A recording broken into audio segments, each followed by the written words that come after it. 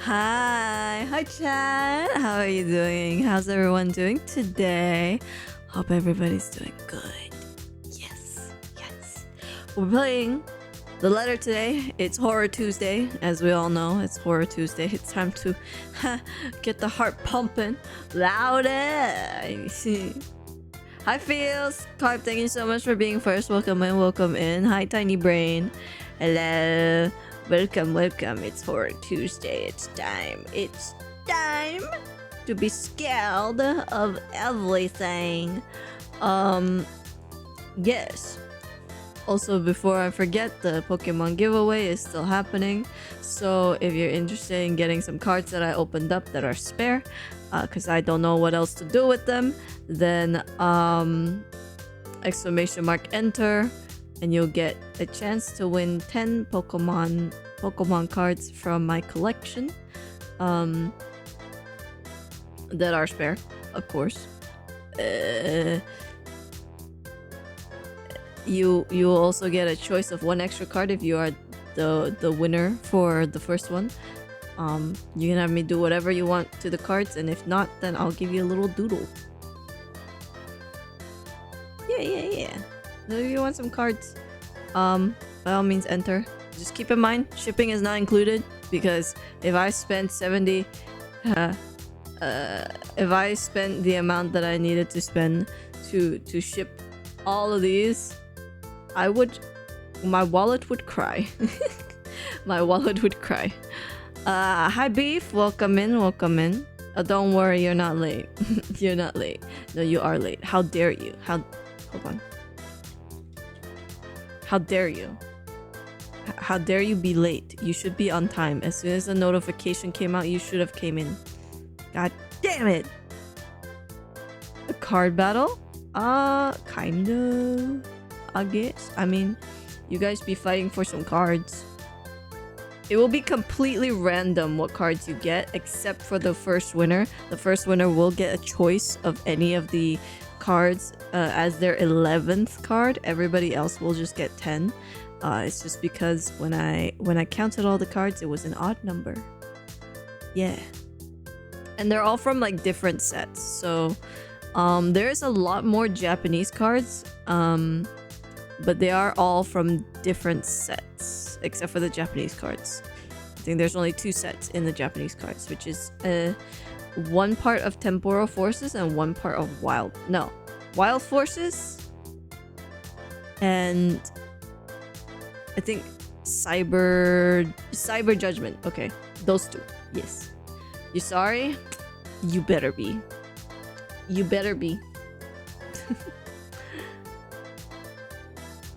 There's no such thing as late here. As long as you're here, I appreciate it. Hell yeah. Yeah, I do like my custom music. I was trying to get the person that I commissioned to make this song make another song for my Blue Twitch, but they never came back to me even after I sent in a form. So that's either never gonna happen, or I'm gonna have to find another composer to make a song for that site. Yeah. But yeah, so we're gonna continue with the letter. We have one more chapter, but I don't even think we're finished with chapter 6. And I looked through the CG and we're missing so many, probably because some of the choices we made were either just not correct to hit that specific CG or something. I'm also potentially auditioning for one of my friends' games, so I might be in another game soon. And if you're in the patisserie Discord server, I do have my projects all laid out in there. I should technically have it in the other server too. Oh, I do. Okay, I do have it in the other server too. So I have them in both servers. So if you're in one or the other, you'll see them. you see the link to Predator Syndrome and also the other project that I was in, which was a musical, which is the Anthony and Beast musical. If you guys don't know, that's just a mesh together of the Hell of a Boss universe with Beauty and the Beast. It was fun. It took a really long time to come out, but it was fun. Yeah. I am like auditioning for random shit on the side too, so I say random shit, but random stuff on the side, just to see, you know. And I do actually have some audio work that I have lined up, planned to make. I just haven't gotten around to make them because this girl's busy. This girl's busy. I'm gonna fill up my water because we're gonna be reading a lot today, because you know, the letter is a visual novel, and you know my ass is gonna be reading all of it.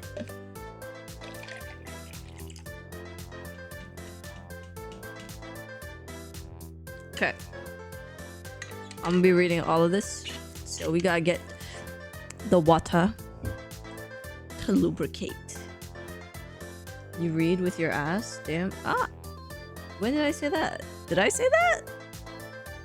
Oh, yeah. Okay, yeah, I did say that. I did say that. Yeah, my ass is gonna read. Yeah, this is gonna be amazing talent you'll see right here. Yeah, let's get into it. Yeah, let's go. Don't mind the bongo cat. Where's the game? Oh, there it is. Oh, I did such a great thing last week. I ended on a choice.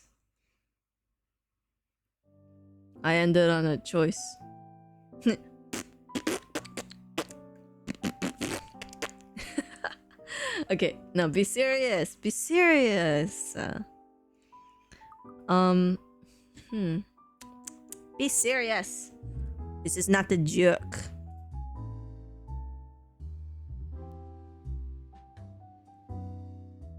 Yeah, you heard me. I said, be serious before I poke your face. Poke your face. Get poked, motherfucker.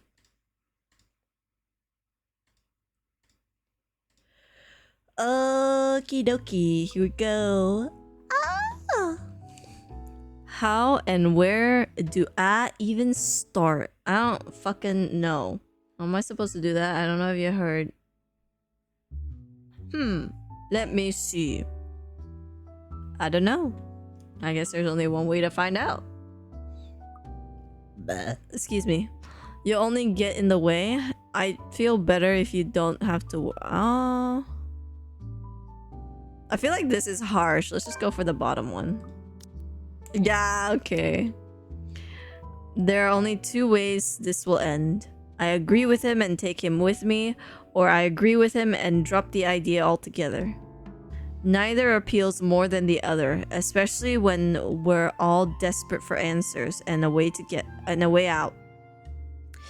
If all it'll take is a little more honesty to make him drop this harebrained idea, so be it. Look, man. Bro. Z-Man. Zach. Zachary. Yes. Say all the ways that you call him. That will definitely make him listen. Yes. Good work, Ashton. I know you only want to help. That's fine. Don't worry about it. You don't need to know anything. You just need to know this spoopy game. Like hell. Oh my god. Okay, Jesus. You're throwing yourself in the thick of it on your own. Jesus. Was your fall last night really that bad? Did you hit your head hard? I honestly can't tell if you've gone stupid or just plain suicidal. Maybe both. I think both might be good. Yes. My head's okay, Zach. But it won't stay that way if we don't do anything about this. Someone has to. Seriously, this is already a desperate move. The longer we dally, the faster we're losing our options. Do we even have one? looking back at it, this whole business with the ghost seems perfectly set up to drive us into a corner. Either until we lose our mind, or she gets us. It's starting to feel as if there isn't an escape. We've already become her playthings the second Isabella found that letter. The name of the game! Anyways. That our lives are in her hands ticks me off big time. But the idea of watching the people I care about helplessly, more so. Man, let me just go get the synopsis for the game.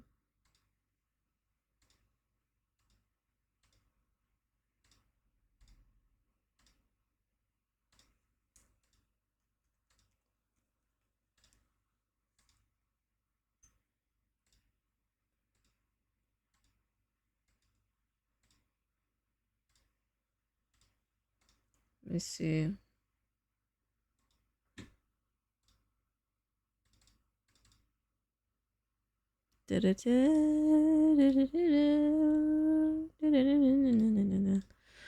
Synopsis.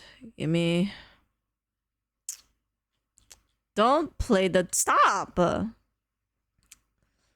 So the Steam synopsis of the game says, when 7 people fall prey to a vicious curse, they will discover the horror rests not from the shadows lurking about, but within themselves. To what ends will go in order to survive?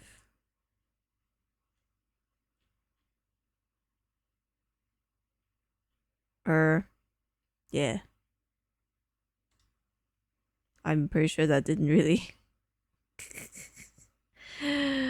tell you anything about the game. Let me...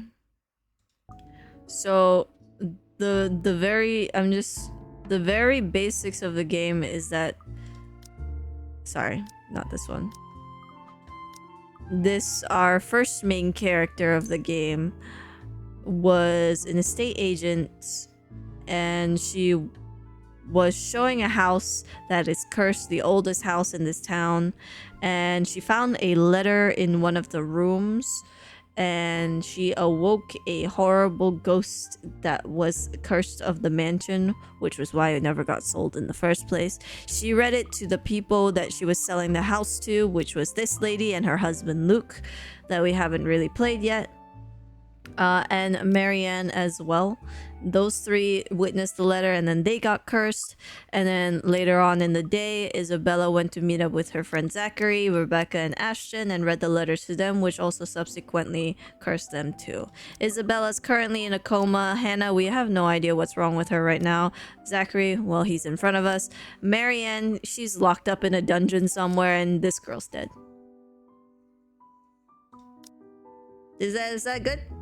I continue reading now.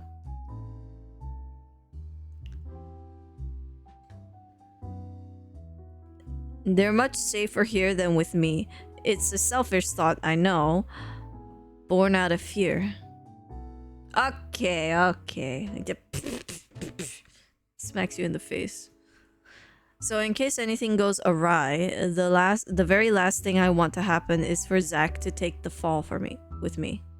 So just to summarize what happened last time, I guess, just so you're caught up to speed with what's happening right now, is that Ashton and Zachary were at Isabella's house to collect clues about what's going on with this curse. And the ghost basically followed them into Isabella's house. They ran out of the house. This bar is the only place that Ashton has someone that he really trusts. So he's leaving Zachary here, or is planning to leave Zachary here to go to the mansion by himself to investigate. And that's what they're currently fighting about right now. I already made enough mistakes. Also, Ashton feels guilty about the fact that he wasn't there to save Isabella or Rebecca. And they only just heard about the news. They just heard about the news of Rebecca falling to her death. Yeah. And that means it's just you. Just me. Suddenly he clams up. Although his actions, the restless shift in his shoulders, his mouth pressed close in a tight line, and how he starts off again in a quiet note. It all gives away his real thoughts, long before 2 words have even made out of his mouth. I'm sure you already know about Sigh. This won't really bring her back. Okay. You didn't have to bring up the fact that Rebecca is dead. Maybe this is you trying to make amends, or whatever. I don't know. You're making your own decisions here. But if something happens to you, it'll be just that. You'll just be another dead body out there. Well, Zach, I feel like if I did the decisions even worse, I think Isabella would be dead, Hannah would be worse off than she currently is. You would also be dead, Zachary, I'm not gonna lie. And maybe Marianne, I don't know what's going on with her, but she's definitely dead. Please, don't do something like this. At least Rebecca went out with a bang, because she went, "You're not gonna hold back a Scottish woman! I'm going to fight you!" She didn't say exactly those words, but those are basically what she was alluding to. Don't worry. I'm not stupid enough to get myself killed. I just want things to go back to normal, Zach.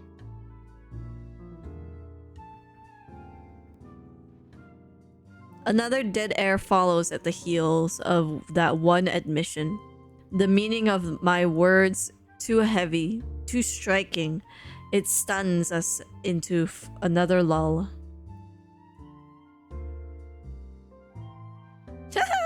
Yeah. Optimism aside, we're both aware that's impossible. We're going to have to deal with the trauma right after. There will be the images, the voices whispering inside our heads, the foreboding feeling, the PTSD, the therapy bill, the stench of blood, gore, and death trailing after us. We may survive this, but those things, they will remain with us for a long time. One does not survive something like this without it leaving something in you. Just the mere thought of what might come right after makes me dread it. Wait, why? Wait, no, don't answer that.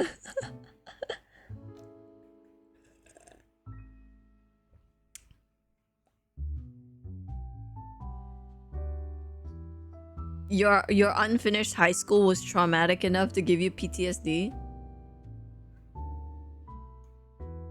I mean, I'm not gonna question it, but sure. Yes. I need to get another chair for this room. You got kicked out? Damn. Do I dare ask why? Is it Twitch appropriate for you to say in the chat? The guy did piss you off? Okay, maybe don't maybe don't say it.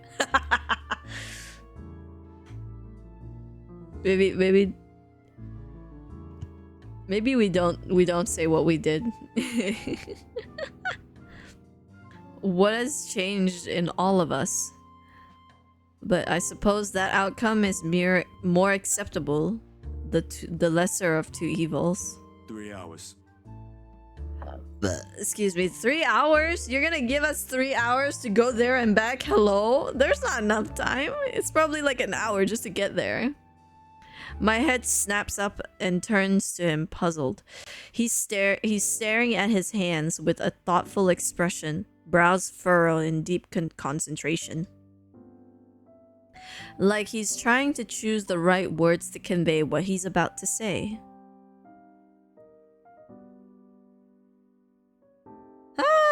Okay. 3 hours? For what? That's more than enough time to go there, to check things, like you said, and travel back here. If you don't show up here beyond that, I'm going after you. God, Jesus. From his tone, it sounds almost like a warning. I'm not I'm sure it's not his intention, but hearing something like that from a person like Zach, I can't help but chuckle and throw a jibe at, despite how dire things are. Just like old times. Make that 4. What? You said you're just gonna check things. Why would you even need that long? Speed limit? I'm a ranked law enforcement officer, Zach. I'm supposed to set an example. What a fucking bitch. I knew he was gonna say something about the fucking speed limit. I so wanna punch you right now. Do it! Do it! I'll do it for you. Yeah. Of course, Zach never carries it out. In light moments like this, it's just how he is. How we are. He's still alive, so I'm safe. Okay. Okay. So you beat him up, is what you're saying. Unfortunately, G chooses the next moment to show up. He slams the flat of his palms on the counter and shooting us both a stern look. Although his tone's nothing short of jovial, the disapproval's clear in it. He's obviously misunderstanding the situation. Boys, summer's nice and all. I used to watch these bloody god-awful afternoon serials with one of my brothers many, many years ago.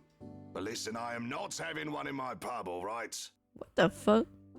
You two want to fight? Go out. Eh? A pregnant pause. How do you have a pregnant pause, brother? He might not want shit, no. I can't tell if you're saying you beat the guy up or you fucked him in the ass so hard that he cannot walk now.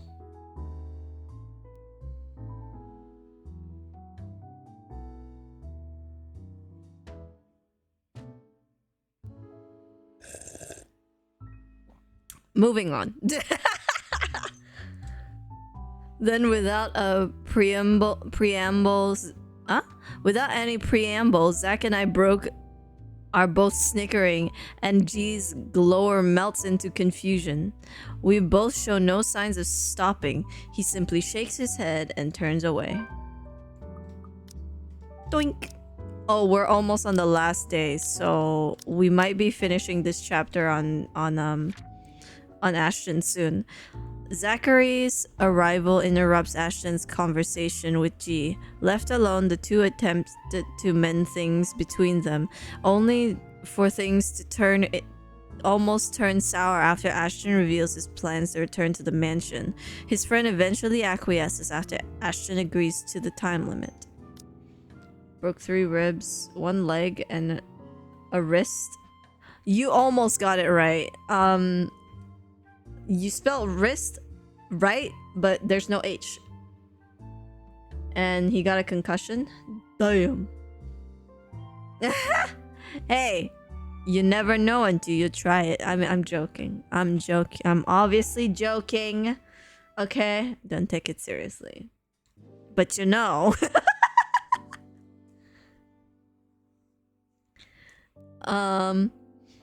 I'd like to think it's better this way. Better that we part on light terms, so Zach won't have to see every little insecurity, every little doubt in me right now. He's seen enough. The last thing I want him to glimpse is another display of weakness.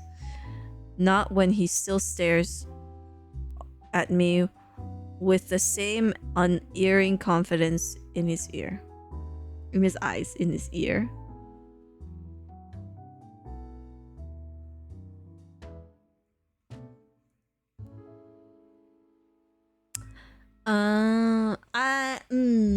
Did he pick on you or something? Is that what it is?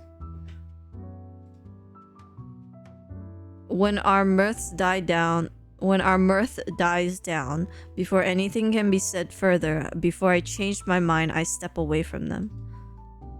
Giving Zach's shoulder a quick few pats, mumbling a lame excuse about taking another short nap under my breath. Oh, I mean, You could argue self-defense, to be honest, but when has arguing self-defense ever really worked? Because, you know,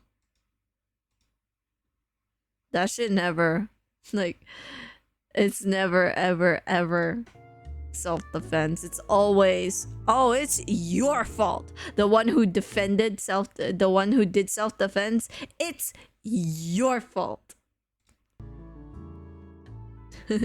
That's I won't say that's good. You shouldn't really be like kicking someone's ass, but I didn't say it, but good for you. Although burying the stray thoughts that flashes fleetingly in my hand. Altogether, it says. I can't read. Zach has seen me at my lowest plenty of times. Why does all of it matter now?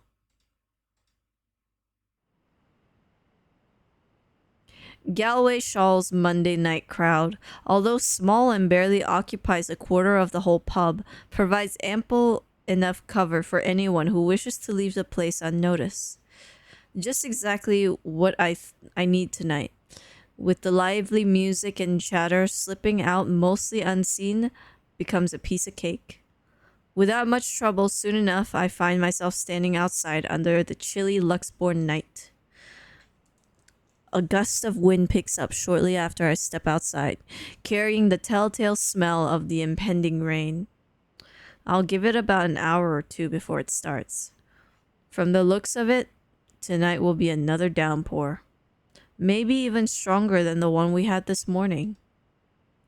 On instinct, I hunch further into my jacket, hugging the thick material closer to my body, while I weave my way through the lines of empty cars in the parking lot. 4 hours is all I'm giving myself to get this done.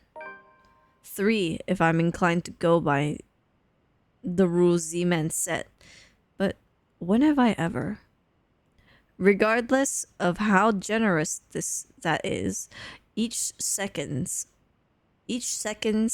just as important as the next. With a brief detour needed, I can't waste time dallying here.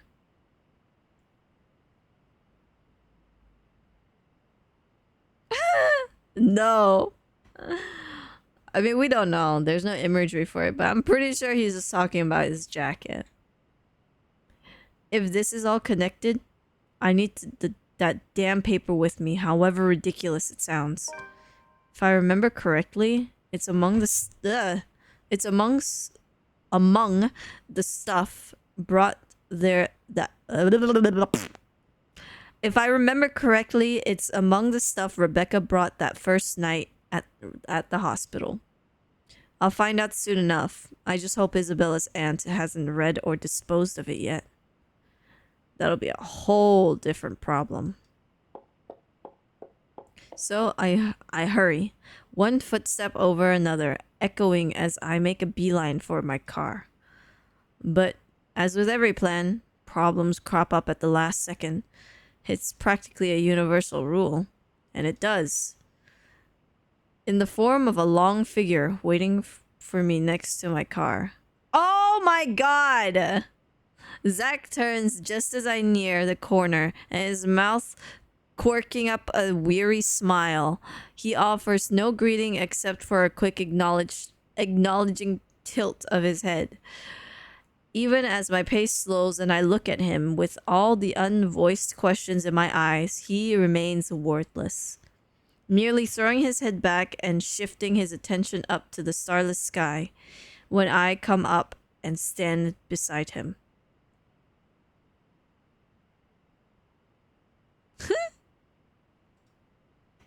Another gust of wind blows as he breathes out a sigh, weary, thick with something close to resignation.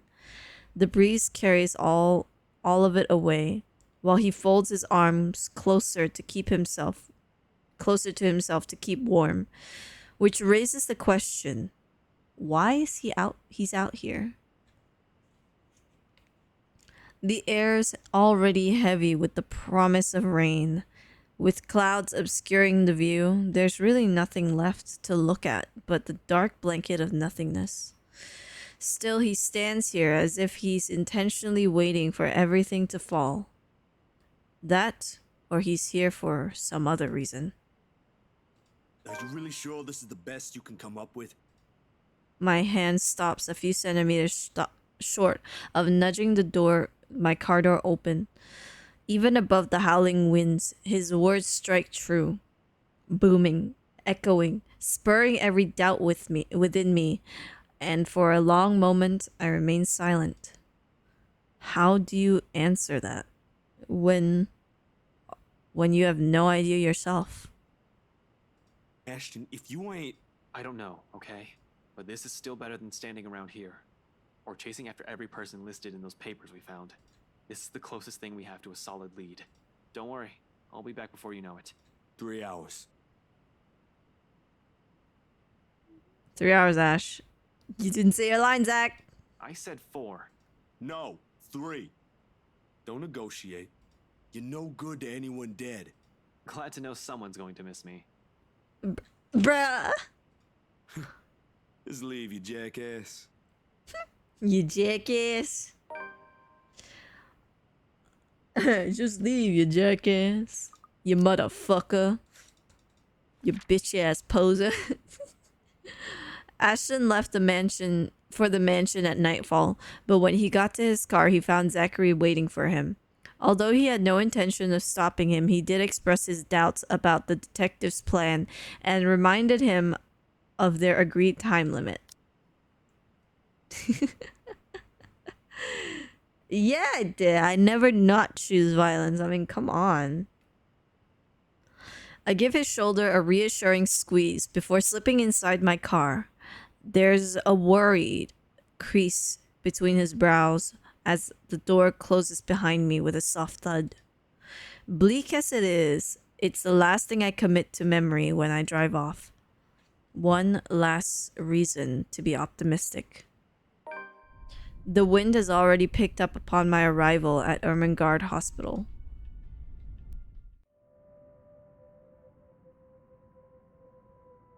Oh yeah?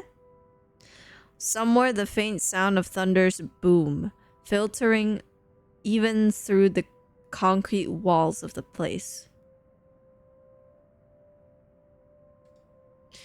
Though sparsely manned around this hour, the on-duty nurses' lively chatter easily... Oh my god. Though sparsely mannered around this hour, the on-duty nurses' lively chatter easily fills the lobby. Some recognize and coax me into joining them when I pass by, but all of it has been turned down in favor of rushing straight to Isabella's room. Oh, right. Wouldn't that make you want it, though? Her aunt's nowhere to be found when I slip inside. On the bed, Isabella remains still. When the constant beeping of the machine, with the constant beeping of the machines as the only sign of she still lives. I guess so.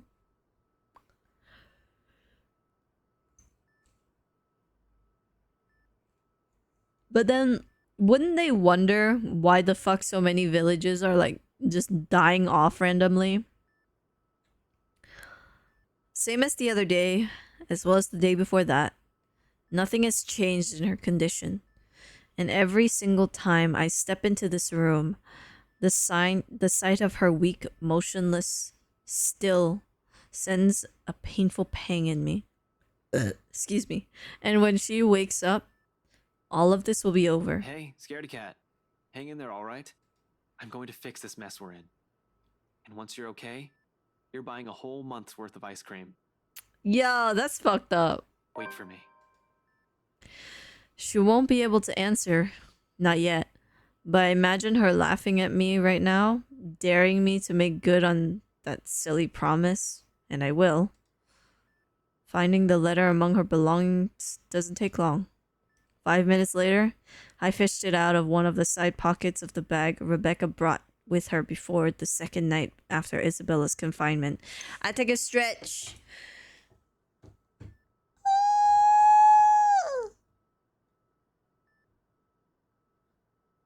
Oh, big stretch. Yum, yum, yum, yum, yum. Oh, God. To think no one bothered to throw this away. I guess that's lucky. Beef, this is the letter that started everything. Yes, this right here. This thing. I mean, look at this thing. I won't take it seriously if it isn't for all the fucked up shit that's been happening. This is the sort of stupid people pass along as a prank through emails and text messages, for fuck's sake. Did people seriously make copies of this and pass them around and to try and save themselves from a possible curse? That's the inane logic that could be garnered from the fact that there are multiple victims. Was Isabella not saved because she simply showed us this one instead of sending 5 different ones? What sort of selfish person would even endanger 5 other people just to save their own skin? I want to point out that he's kind of right, because Isabella showed it to 6 other people, not 5, 6 other people, and she's now currently in bed in a coma. Yeah. I don't know, but this curse is kind of... More importantly... I gotta yawn, hold on. Excuse me. More importantly, what does this have to do with the mansion? No, Isabella's not dead. Out of everybody, Rebecca is the only one that's confirmed dead. Isabella's in a coma, and the other 3 is like, well, we know Zachary's happy, healthy, alive. We don't really know what's going on with Hannah, and Marianne might be in a precarious situation currently, but we know for sure that Rebecca is dead, and Isabella is close to death, but not dead. There will be time for answers later. I've wasted enough time here. Quickly, I stuffed the letter into my pocket. With one last look at her prone form, I close the door behind me and head back to my car. Oh my god. Oh my god, another entry. Ashton dropped by the Ermengarde Memorial Hospital for a visit before heading to Ainsland Village. Upon leaving, he promised the comatose Isabella that he will find a way to break the curse, and he wouldn't be able to do that without the letter still in her possession. You didn't remember jack shit? That's fine. They're not important anyways. We're not playing them currently.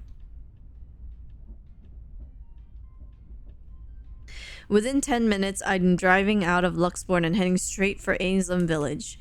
In the distance, flashes of lightning light up the horizon, white and sharp against the black curtain of night. Thunder threatens with a rumble seconds later, echoing long across the heavens. And with one last roar, the skies open in earnest.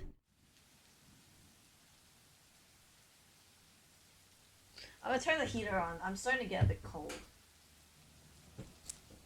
I don't want to turn it on to max though, because if it gets too hot in here, I'll start to get sleepy.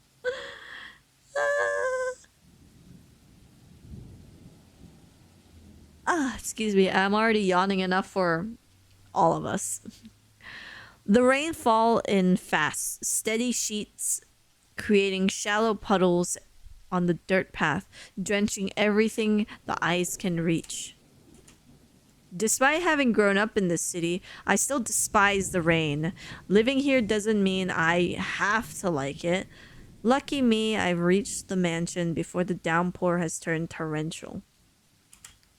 The long schlong from Ainsland Village by foot is already made it difficult by the light drizzle and biting winds buffeting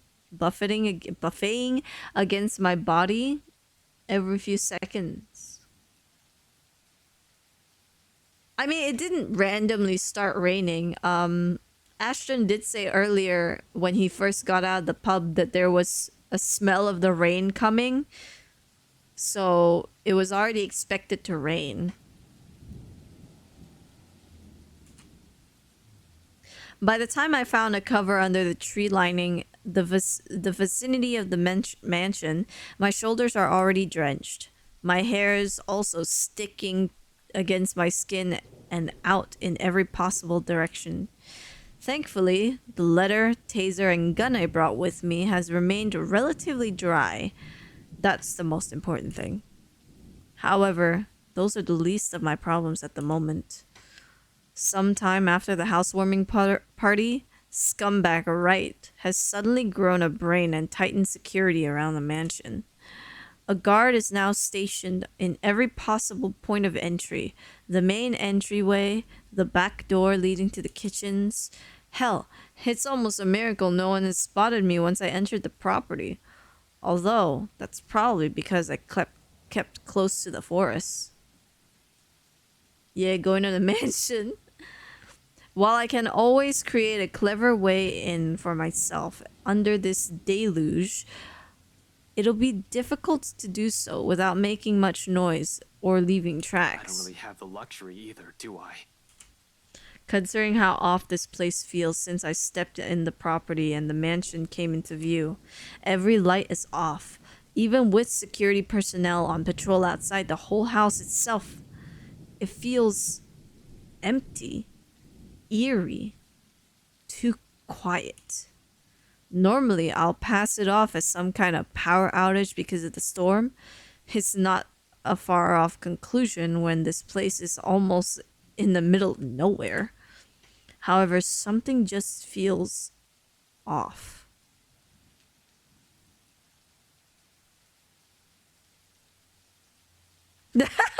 I mean, I feel like that's a bit better than playing a horror game and being only scared of it, you know? Something happened here. Or about to. It's the sole reason why I haven't done anything yet. Simply observing, watching, listening for anything. I might be pressed for time, but I'm not a careless idiot. Although, I need a way in. Desperately so. Moving without thinking will not only endanger me. With so many unknown variables of what we're dealing with, I also have to act on assumption that someone is always in danger, especially in this place. I can only imagine.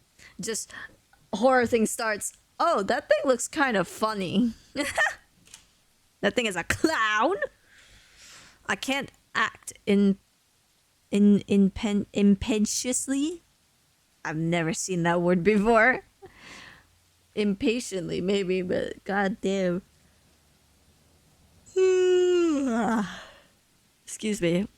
I don't know why I yawn so much. I don't know if it's because of the reading or because of something else, but oh well. As much as I hate Wright, I'm not about to cause his death because of one thoughtless action. If there's a place he deserves to be at right now, it is prison, not the morgue. Oh, I hated that. I hated that. Stop! You're not the witch from Left 4 Dead 2. So, when a hoarse, painful sob suddenly rings out above the loud pitter-patter of rain, only then do I stir.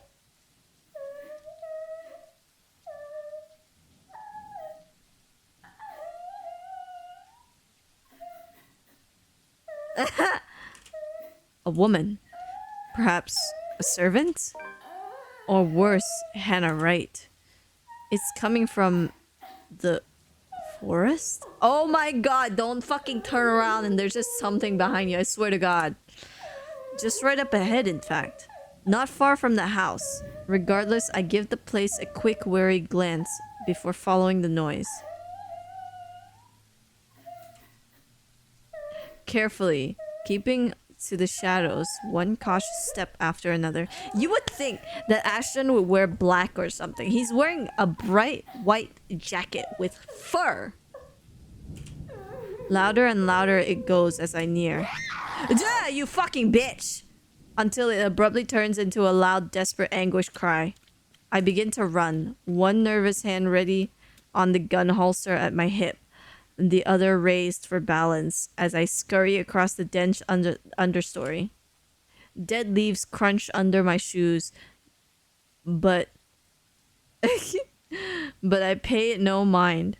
There's only the voice, the woman, and nothing. Abruptly, it all stops, and I'm met with a sudden hush, blank, empty, almost deafening in its stillness. Even with my labored breathing and pounding heartbeats against my ears, behind me another branch breaks and... Girl, stop. Oh my god, don't. Oh god. Dread surges within me while I spin around and take a hard step back, ignoring the chilly pinpricks crawling at the back of my neck. But before I can even meet her eyes, the world unexpectedly pitches sideways, tilting and tilting till the ground beneath me finally crumbles. My hand fights for purchase, only to meet air. By then, it's too late. My foot slips further and the rest of my body follows.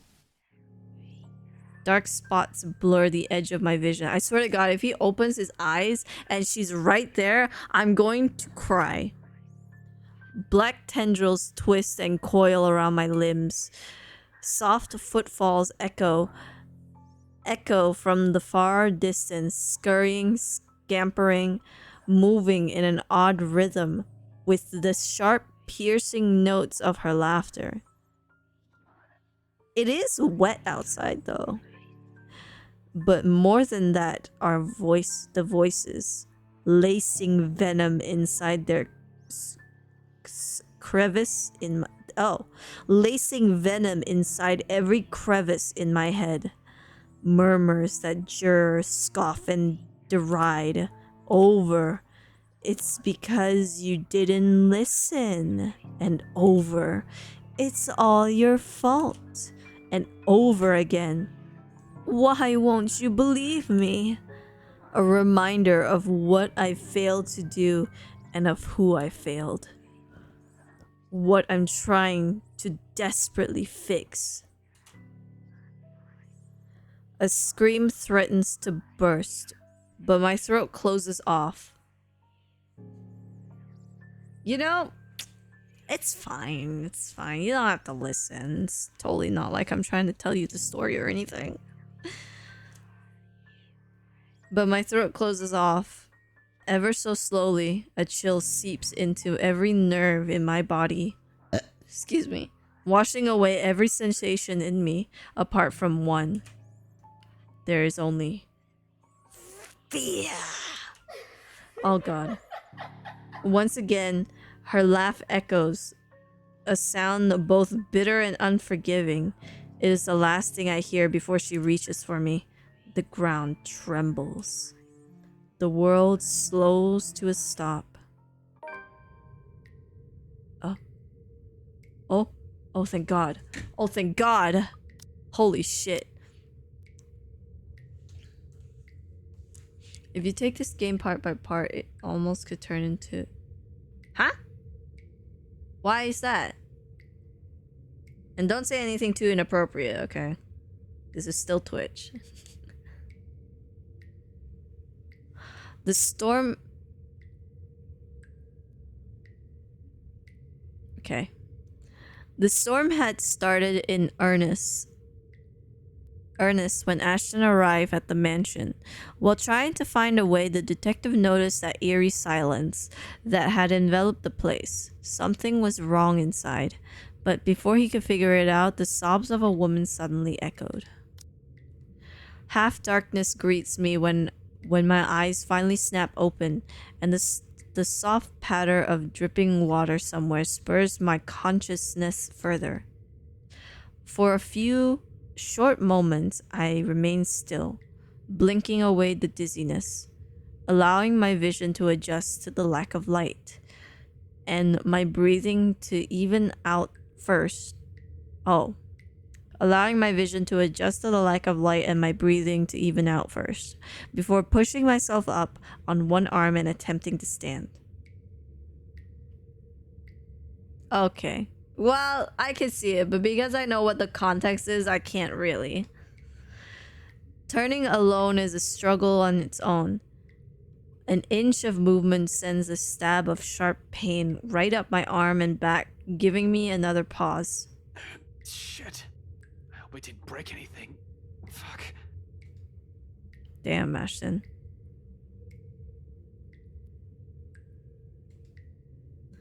There doesn't seem to be any injury or a major fracture, although the whole of my back does feel sore and raw. That's fine, you know, it's okay. Don't worry about it. Probably from when I skid down prior to my landing myself here. A comforting thought. The second attempt comes easier later, though no less painful. And by the time I'm back on my feet, the exertion has left me gasping in short, shallow breaths and leaning heavily on the wall nearest to me. Behind me, a light draft blows from where I've fallen in, coming in short, sharp bursts into what's apparently an underground tunnel, brings in the fresh and earthy smell of rain from the topside. Regardless, it fails to mask the old, musty scent of the place. A mixture of mold, mildew, dust, grease, and something distinctly foul, like death. More worrisome than the putrid, festering smell, however, are the cells lining both sides of the tunnel. Under the dim light, I could barely make out what is inside some of them, but I already have a few ideas, all of which I refuse to delve into at the moment. Knowing how long this mansion has stood, somehow, no matter how unexpected findings that somehow, no matter how unexpected finding the existence of this place isn't too surprising. I wonder if Scumbag knows about this. Probably not, unless he's also the kind of person who takes joy in inflicting this kind of suffering on others. I don't really think so. He's rotten to the core, but not that rotten. He'll probably balk at this, move out at the first opportunity and have it demolished. The very idea of what has occurred in this place years ago makes me reel as well. I've known long ago places like this tend to hold secrets.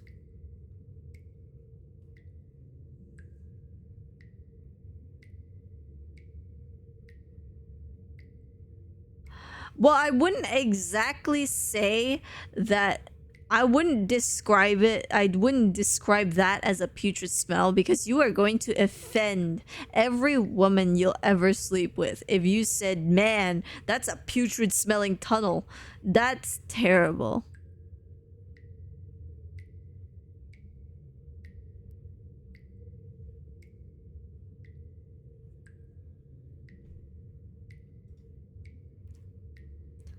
This, though, if this is just the tip of the iceberg, I fear what I may discover in the mansion itself and the tale behind that fucking letter.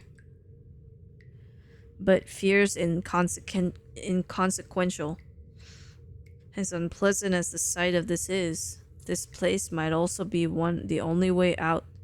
The only way for me to get inside unnoticed. Sighing and taking one last gulp of clean air, I pushed myself from the wall and delved deeper into the passage. Let's just hope it'll be smooth sailing from here on.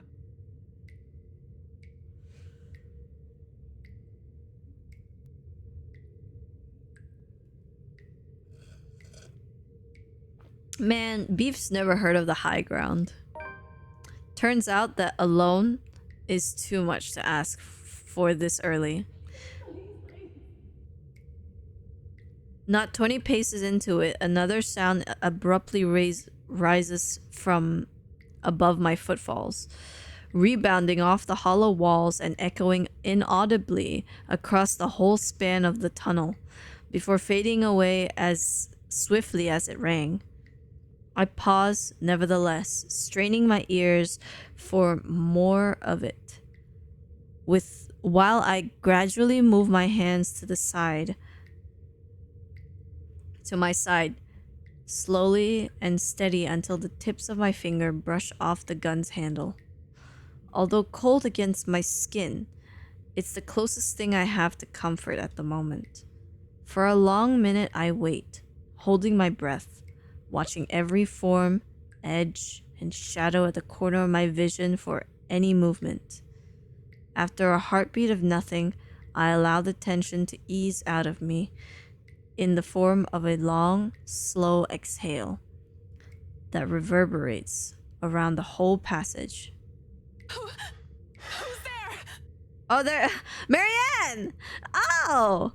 Perhaps it's just because of what has happened earlier or how I've ended up here, or maybe it's because of my training. But in spite of the panic and fear in that voice, I don't immediately answer. Instead, I pull my gun free from the holster and wordlessly draw closer to where the voice rings out again. Afraid, frantic, weak. I'm asking you a question. Who's there? And then the character wake up. Oh, bro. It's only after I release the safety do I answer, while continuing my approach in a careful, steady pace. I think I should be the one asking you that. Who are you? Show yourself. I can't. I'm stuck in here. Well, a ghost will definitely not be saying that, or have a conversation like this, or being stuck anywhere. And as if to prove her point, she extends her hand from one of the cells ahead and waves, then she pulls back, grips the iron bars and rattles it a little. Ooh. Okay, 3 minute ad. I'm just gonna save the game.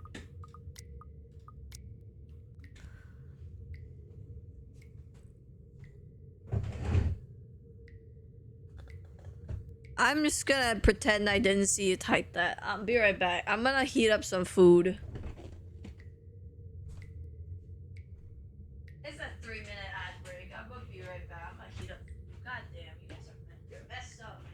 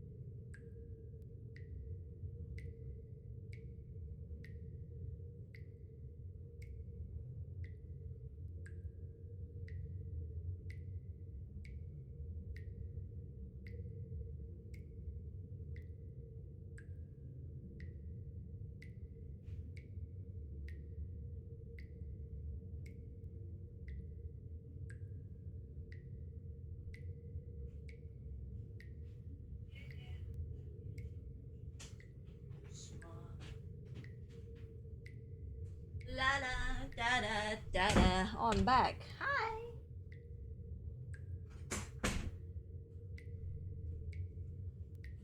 Hello. Oh, okay. See you in a bit. Let me just pour out some Coke and then we'll continue. Ugh. I didn't want anyone to miss anything, so whenever the ad breaks come, I'm just gonna like take a bite out of food. And for the people who are sub, we can just, you know, chat. We can chat for a bit.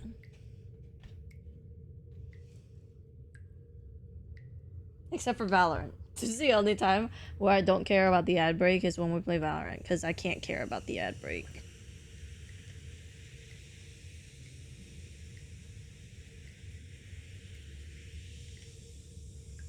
There's no wiggle room. Or maybe we play more Pokemon Mystery Dungeon while the ad breaks happen. Should we do that?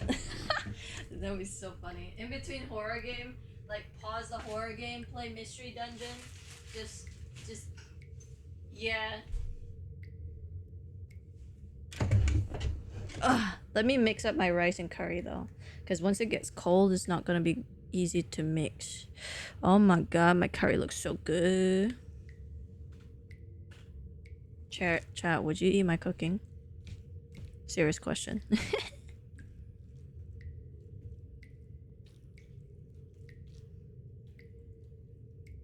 Do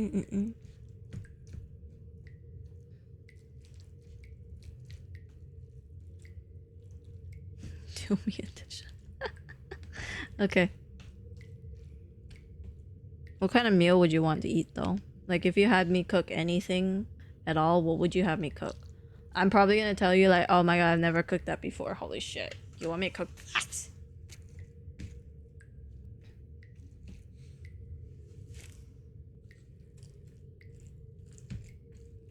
Hold on. Just mixing. Mix. Gotta get all that rice to be the color of curry.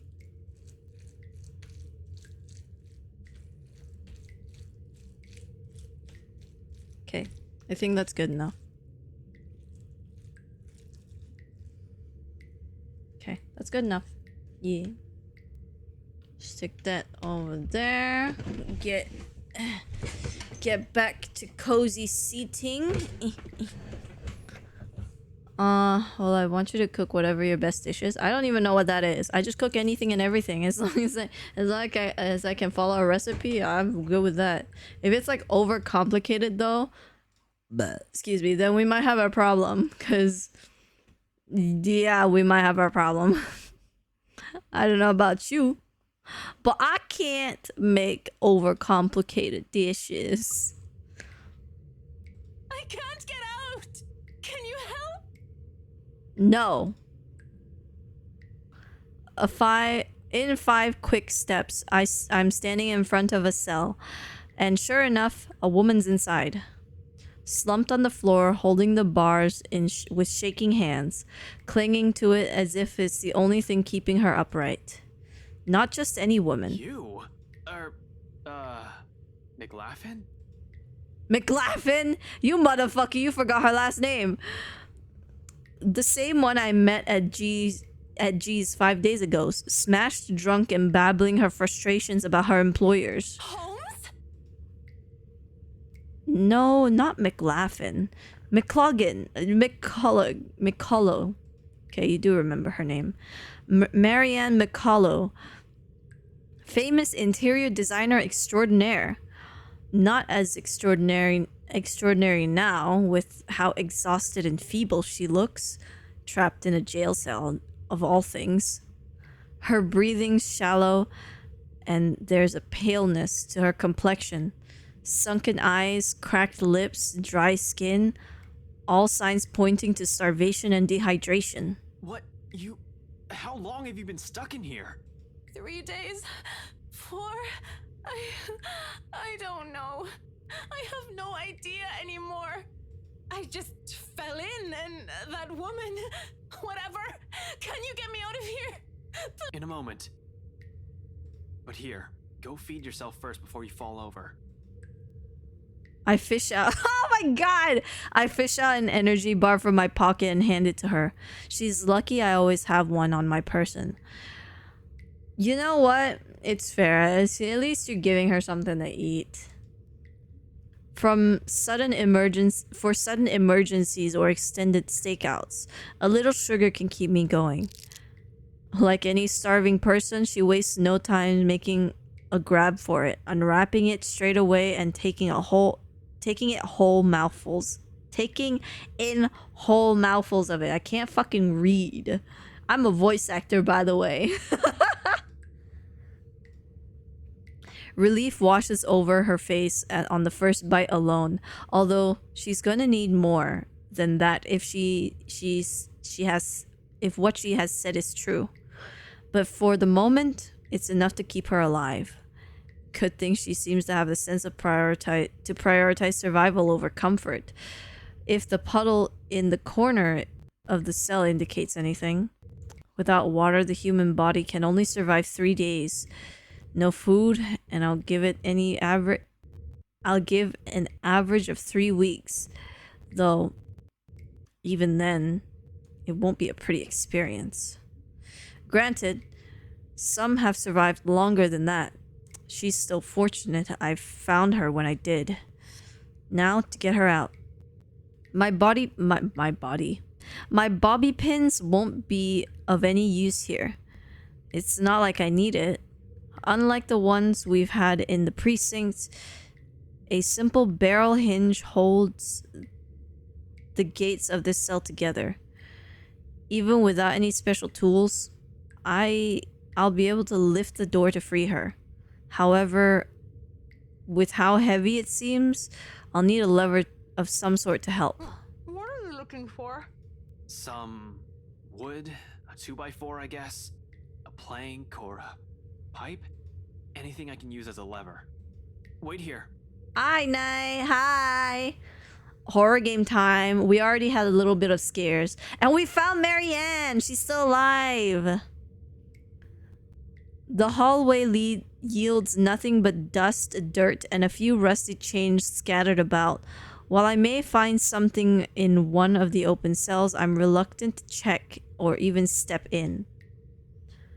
Yeah, we found Marianne. It's great.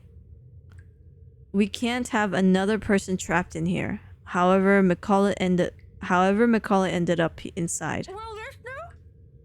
My head snaps back to her. McCullough extricates a wooden board from underneath the mess of hay and twine near her. Without prompting, she slips it through the little space there is in between the bars. It's short, but appears thick and sturdy enough for my intended purpose upon closer inspection. I'm pretty sure we know what that's for, right? Anybody else seen an old-fashioned handcuff before? Yeah. Good enough. I hope.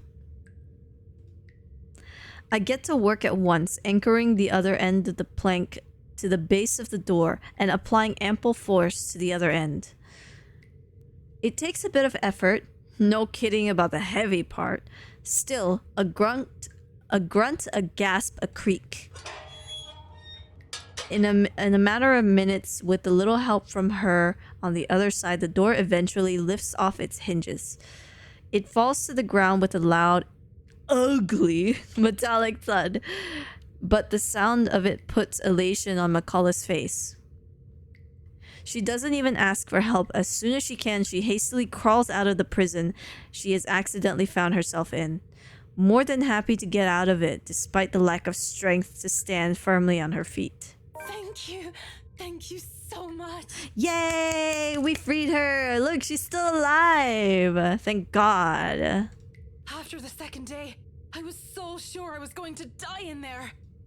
If you didn't show up, today, I don't even want to think about it. Oh my gosh. Yo, what language is that? Hold on. We gotta find out what she just fucking said.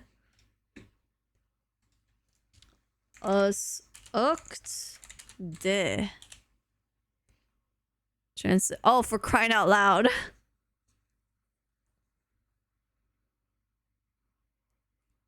It's Irish? I mean, that makes sense, actually.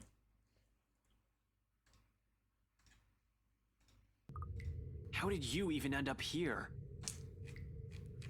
For a second, she appears hesitant, looking away and fumbling awkwardly with her fingers. Yeah. Wait, let me doink.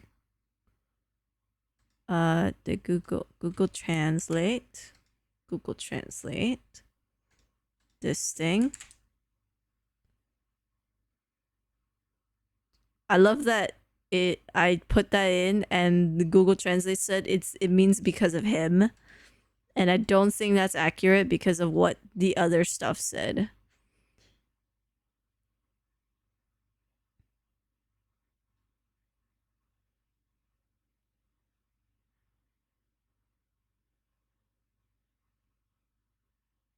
Yeah, it means for God's sake. That's one of the ones that seems to be universal as I'm scrolling down. Yeah. For a second, she appears hesitant, looking away and fumbling awkwardly with her fingers. I was looking for something. Someone. A contemplative expression flickers in her eyes.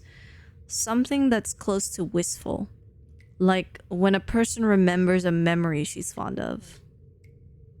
Oh my god, gotcha time! Doink. Damn it. It doesn't last too long, but it leaves me the impression that I've suddenly walked into something private. Something deeply personal for her. I'd rather not ask. So this whole tunnel, at the end of it, it leads right inside the mansion? The wine cellar. Right into the kitchen then. There's a door of some sorts. I don't know. I think I pulled or pressed something somewhere. I was in a hurry. And I'm not sure if it'll open from this side. Hell, this place wasn't even in the floor plans. Oh yeah, because she was the interior designer for this mansion, revamping the place for the right, so... What do you mean? Does that really matter now? We have to get out of here. People died in this place. Kids! Oh God! Kids! I could have shown you, but that thing won't turn back on anymore. What thing? It's like it only waited for me to see it before shutting down or something. How long has that thing even been in there? But those poor kids. All because of that thing. Wait, hold on. What are you talking about right now? The bloody letter! Oh my god. Ever since I've read that thing, since that day at the open house, she won't leave me. Jesus Christ. Oh my god. Oh my god, Marianne! Wait, hold on. Let me moisturize my lips before we continue. Because if I have to read anything, I want to at least pop. Moist. Yeah. But it should be fine now, right? I broke it. I broke all of it. She shouldn't be able to do anything now. Okay. Marianne, you need to chill. You need to calm down, girl. You're being hysterical right now, okay? I never thought I'd ever say that to a woman, but you're being hysterical right now. You need to chill. Mikala, one at a time. You're... It's all that fucking paper's fault. Oh God. Oh God. I just realized I forgot something again. Hold on. Wait. I'm not immersed enough. Wait. Chat, I'm not immersed enough. I forgot to do the thing. Where's the game?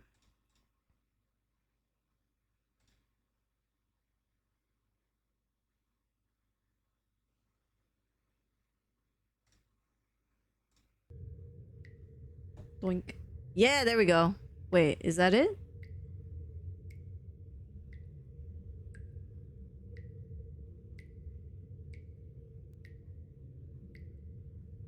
Bruh. You really came back just to say that, you little shit. Okay, yeah, it is. Dear Lord in St. Adelaide, bless those poor souls. We're not safe here. We need to leave. If we stay here any longer... Mikalo! Oh my god, okay, okay. Abruptly, she stops, looks back at me with wild, panic-stricken eyes. I've seen enough of it so many times these past few days. From my own friends, even. To know she has seen things. The kind that'll easily make any person go mad. Or perhaps we slowly are.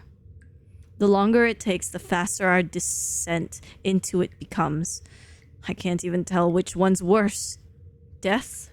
Or this? Seems like no matter what we end up with, there'll be something horrible waiting for us. I need to hurry. Listen, I need to get inside this place, and you're more familiar with its layout. If you can help me... What? No! Why would I go back? Are you sure you haven't gotten raving mad yet? An exit's right here. And this business with the letter has to end at some point. Look, I know you're not very fond of Luke Wright. Damn right I'm not. Nah, you're not fond of any man. You're gay. We know this. She knows it. She's just ashamed of it. But she is gay. She's a closeted lesbian. Oh, I clicked off the game. Stop! What the fuck? He can just go. But are you really sure you want to leave him like this? And what about his wife? It strikes a chord. She falters, grows quiet as the tension lifts from her and her shoulder slumps. I do understand her issue with this. In fact, she doesn't have to go with me. Only tell me enough info so I can figure it out on my own. She can always leave afterwards. Be done with this whole damn mansion and letter. The other end of this tunnel leads right into the forest. It'll provide ample cover for her to be able to slip out the property unnoticed. All the same, she steels herself and squares her shoulders. Just until the kitchens. That's more than enough. She nods, albeit weakly. That is the first time we see any character actually move their sprite. That is crazy. Wait, we need to read the journal. After his fall, Ashton found himself in an underground passage when he came to. There he encountered Marianne McCullough, who got trapped in one of the jail cells for several days. The detective managed to free her, and in turn she helped him find a way into the mansion. Then, without another word, she gestures for me to follow, leading me further into the passage.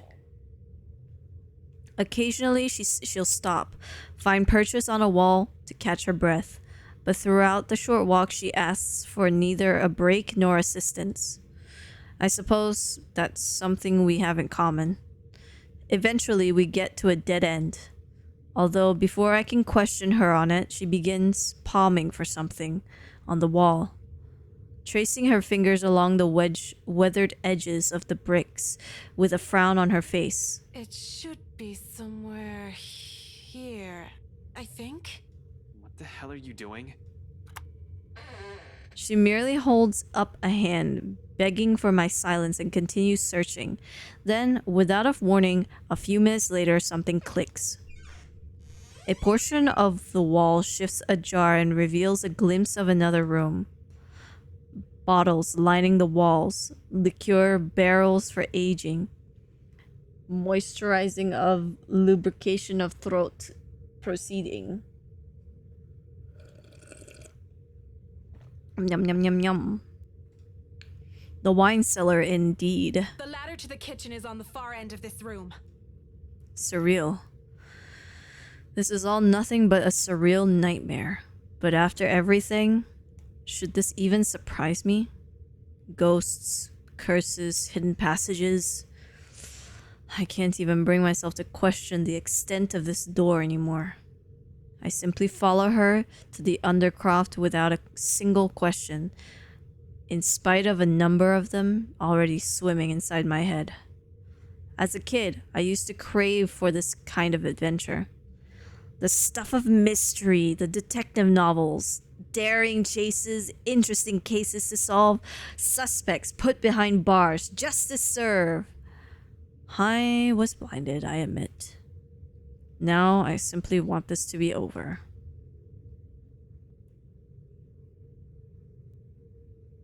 Yeah, this place is not scary at all. We leave the door open in case there's a need for a quick exit, especially after she mentions it's only by chance she was able to open the door last time. We waste no time finding the switch again on the occasion something goes horribly wrong. There's bound to be, with me, feeling this high-strung and tense. God, Jesus Christ. I'm not even sure why I thought it'll be a good idea to enlist McCullough's help. Although she has been quite helpful so far, I can't shake off the horrible feeling something's going to happen to her if she stays with me. Even if I'm her safest bet, if she wants to get out of this place alive. You really believe that, don't you? Jesus Christ, I hate that shit so much. Don't fucking do that, bitch! Did you say something? McCullough pauses mid-step, turning to me confused. I didn't. You sure? I just heard. Don't you think I'll be the first person who will know? Look, the ladder leading to the kitchen's up ahead. You might want to hurry. I just want to be done with this place. Oh my god. My thing is not reflecting that my heart just fucking skipped a beat, but it really did just skip a motherfucking beat, and not in a good motherfucking way just now. See? You dragged another one. This time I'm sure. There's really a voice. Well, voices. Despite the look of protest McCullough shoots me, I find myself stopping and looking for it, searching the immediate surroundings for the familiar form of the woman. I don't even have the venture to oh my god. I don't want to look, bro! I don't even have to venture too far from where I'm standing. I'm gonna save right here. Fuck you. Fuck you. Fuck you. Just an arm's length away from me, mirror shards litter the floor, and right on the biggest fragments, they speak. Oh my god. Okay, this is not that bad. All singing the same mocking tune against my ears, letting it echo throughout to the small undercroft. Murmurs and laughters, jeering and scoffing, deriding, lacing venom into every crevice in my head, taunting me. You dragged another person into this, Ashton. Into another one of your silly little problems. All because you can't fix them on your own. You really haven't changed, have you? Some hero you are. God, I hate that. I hate this so much. Useless. Pathetic. You're wrong. My mistake lies in the first instant I've answered. This and the very second denial was slipped from my mouth, their words have also seeped into my heart, allowing it to prod at and rouse my temper. Despite knowing they merely doing it to goad me, each word, each syllable trickled into me, spurring the guilt I hoped I long buried. Are we? Or is that simply what you've been telling yourself all this time? Something to make yourself feel better, perhaps? What about Becca? She did. Oh, the way she fell to her death. But all you did was watch. What about Isabella? She warned you, didn't she? And you think you deserved even an ounce of her love? Okay, the Isabella Rebecca Ashton love triangle is starting to get to my head. I just want them to like beat themselves up. God damn it. How dare you even confess your wretched feelings on her bedside? You can't even save her. You can't even do anything for her. Someone's dead because of you. You're the one who took that letter off Isabella's hand that day. You're the one who opened it. Oh my god, that's so true. He was the one that opened it. Oh my god, that is so true. How does it feel, I wonder? To to know you're responsible for all of this. What do you think I'm doing? Why do you think I'm still trying to fix this? Oh, but you can't. It's already too late. And you know that. You know all of this is futile. Just face it, Ashton Frey. You're a failure, and they are the ones who have to pay for it. A badge and a gun, and you still can't protect your own friends. Can't even solve a case for an old man. Can't even bring Luke right to justice. Can't even keep his own family together. No wonder they left you. Before you do the same thing to them. Damn, Jesus Christ, this ghost has no chill. Mom and Dad are better off without little old you, aren't they? It's a good thing they had the sex. Pitiful, isn't it? Some detective you are. Some friend you are. Some son you are. Oh my god. This bitch really hitting into the heart. You might as well just throw that rank away. You're no use to people either way. Shut it! I hate this. I hate how this monster can easily get through to me. Every weakness, every insecurity, it knows. To hear it said in my friend's voice, even more so. But what I hate above all of this... You know it's true, though. Hold on. But what I hate above all of this is... All of it. It's why all you can do is tell us to shut up. You don't want to hear a single word, because you're already aware of it. Damn. You can't even admit it to yourself. Who's the coward now? But no matter how hard you try, you're not gonna be able to save anyone. Damn, okay. Jeez, calm down. Shut it! Not a single word anymore. It laughs, sharp and piercing. At its sound, something in me snaps. A rage hastily unfurling, red filling my vision, and the next thing I know, I'm raising my hand and something grabs my wrist, followed by a buzz of another voice breaks through the haze. Don't listen to it! Oh! The fog from my mind lifts. Every sound, every noise returns to me, flooding my every senses. All of it. All at once, there's this deafening silence. Slowly, I become aware of my surroundings. Bottles of wine, barrels of liquor, the faint, old scent of death and decay somewhere, and the hand holding onto my wrist, as if to keep me from hurting myself. In my hands, a shard. Blood drips from where it's cut my palm, trailing down my wrist until it disappears behind my sleeve. Not too deep, negligible even. There is pain, however, a different kind. An ache somewhere else that stems not from the wound, but where every single word was hit. When I glance up at McCullough, she merely stares at me with wide, horrified eyes. Don't listen to it! No matter what happens, don't do what it says! It's how it gets us. My grip on the shard falters, but only after I nod and drop it entirely does she release my grip. Afterwards, she simply steps back and looks away, hugging her arms close to herself. She breathes a sigh. Heavy. Perhaps weighted with her own guilt. What this monster might have used against her. Come on, we're getting close.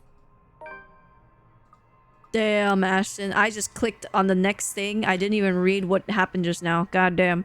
Before he could go deeper into the wine cellar, Ashton began to hear voices coming from mirror the shards on the... What the fuck, this English?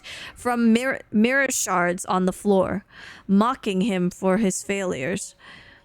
Though before he could do anything rash, Marianne stops him.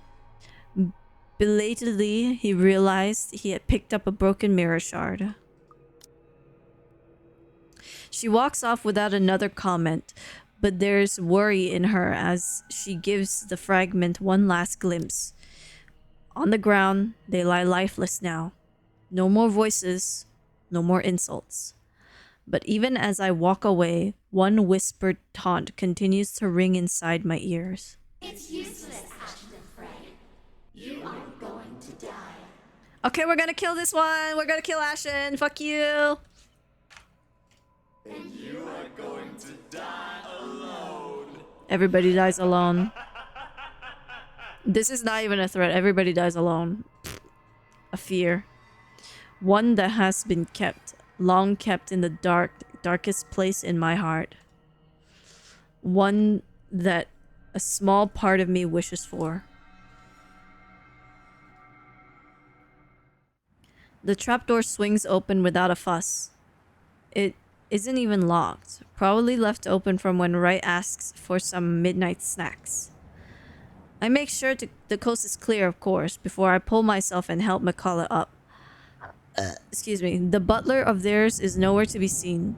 He's probably sleeping, attending to his master, or excuse me, doing some extra late night work before turning in for the night. Meanwhile, Wright won't touch anything to do with menial chores. Hey, Apple. Not even with a 10-foot pole. It's next to impossible for him to linger here. No servants. No anyone.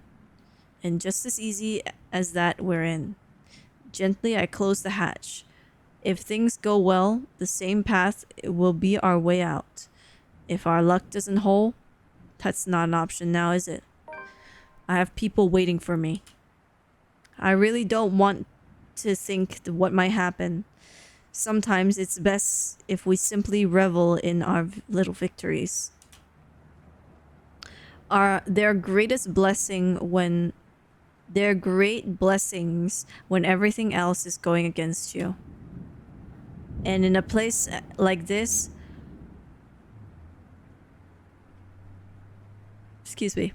and in a place like this, fraught with unknown dangers, it's a feeling that lasts only but a second. Suddenly, a sob.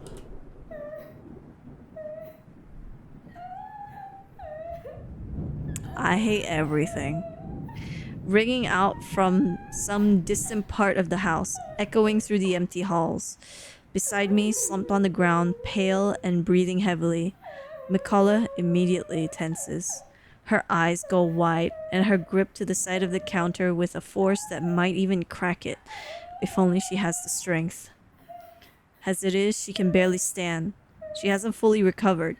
Makes sense of the 3 or more days without proper food or water.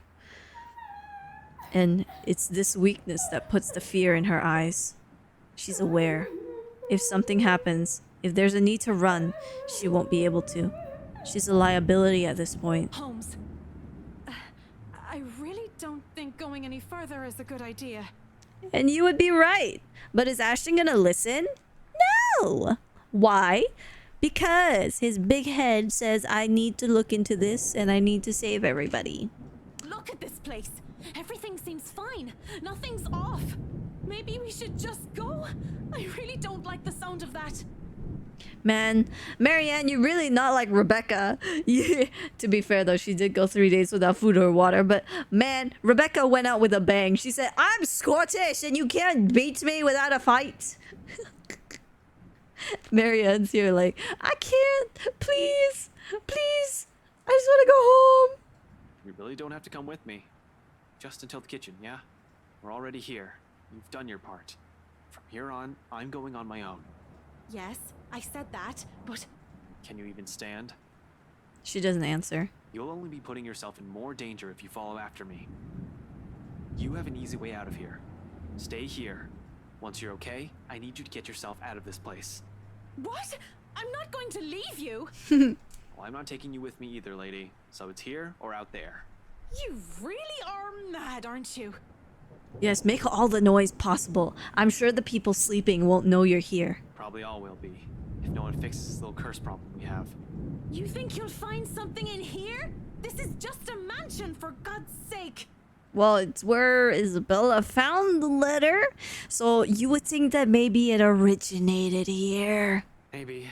It's worth a shot. Besides, if what we're hearing right now says anything, I'd say scumbags. Who? Right. He might be knee-deep in trouble and he has no idea about it.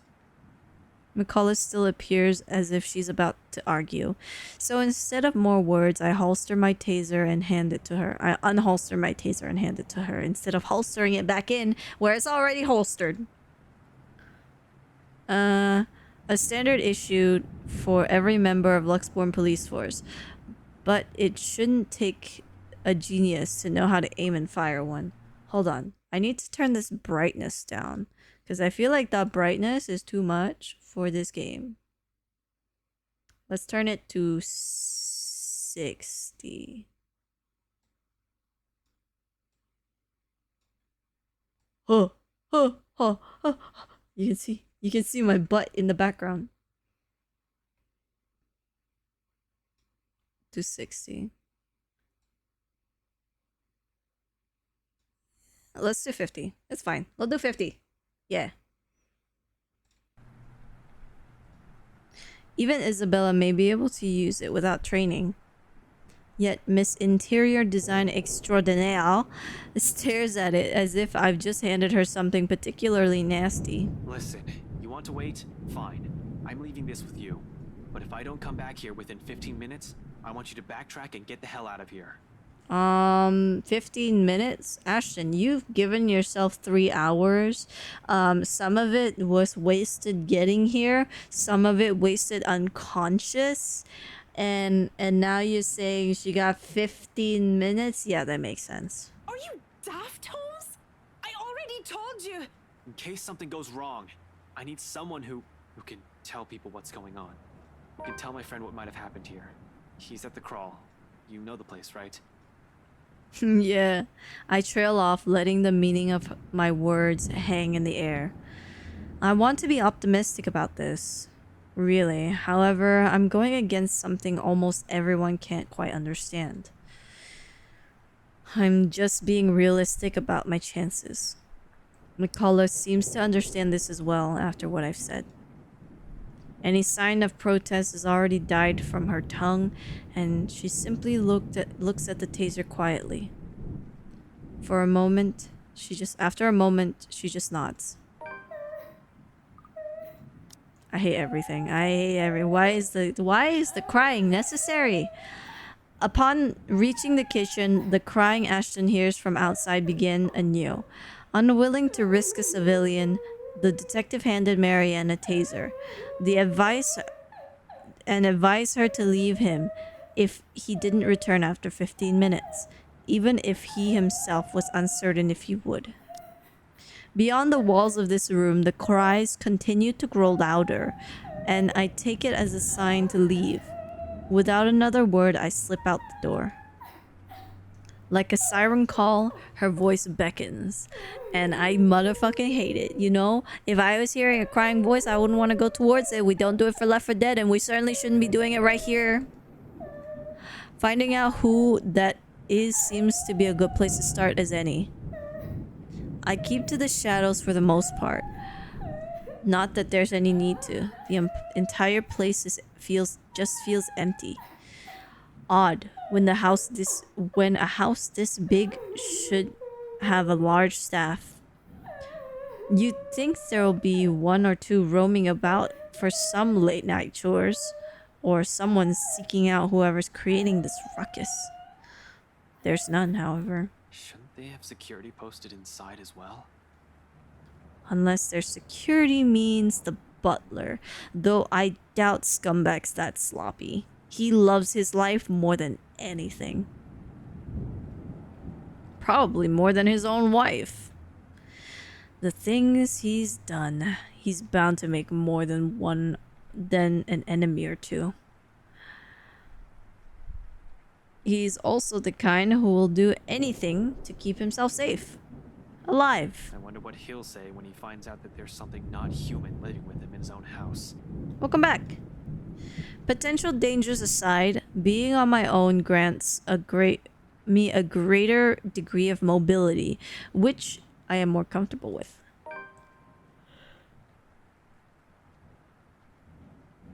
Sure, I could have enlisted McCullough's help. Next to the people who owns this, she's probably the one most familiar with the mansion. But The cons of bringing her outweigh the pros. She's better off somewhere a quick exit's in sight. With no tag along, I only have to worry about myself. Watch my back. Selfish, I know. But necessary. In the same manner, this whole plan is, no matter how idiotic going into this is. Besides, I don't really need a guide when the house's layout is fairly simple. Almost mirrored on with only a few modifications on the rooms. Although I've only been here once, I think I've already got a good grasp on this place ins and outs. As long as you can tell which is east and west, it shouldn't be hard to find my way around. After the dining room, the main foyer should be the next thing that greets me, where the woman's cries are leading me. Honestly, after what happened outside, I'm not sure if I should be trusting what I'm hearing.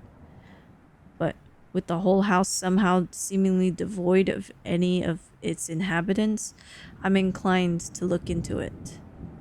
Look into this. Look into this, not it. But okay, yeah. More than surviving this curse, a huge part of this is my training speaking. I just hope this isn't a crime scene I'm walking into.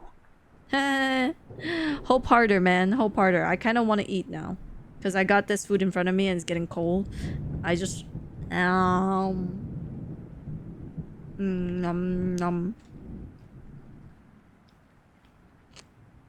Lime is so good.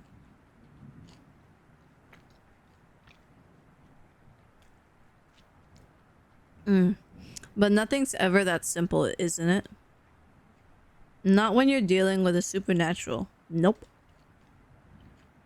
Because as soon as my feet crosses the next room, something shifts.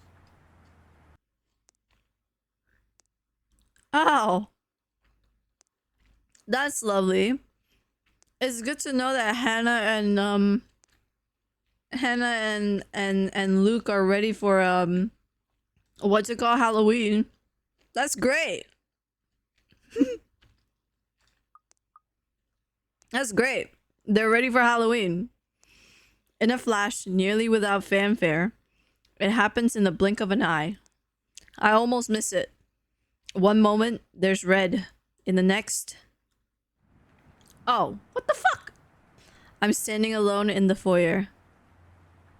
For a brief instant, I pause, glancing wild around the place, blinking twice as if my movements only spur the vision back. Yet, nothing.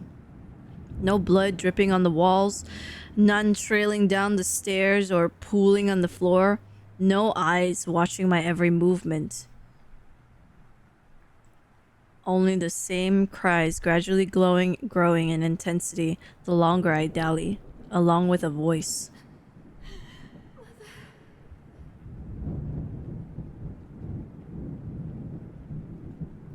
Desperate.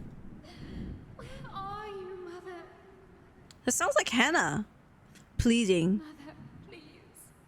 I don't want to be alone. Coming from the same direction I've heard the cries from. Upstairs. The place is not entirely empty then. A better question is, who? Mother! Mother, help! Please.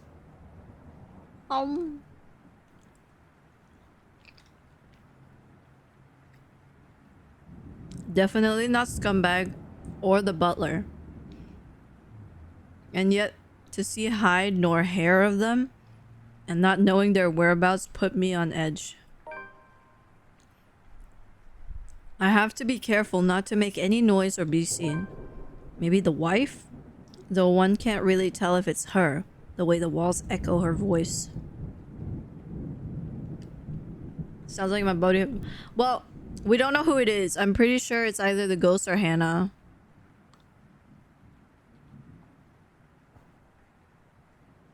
Oh my god, Coke is so good.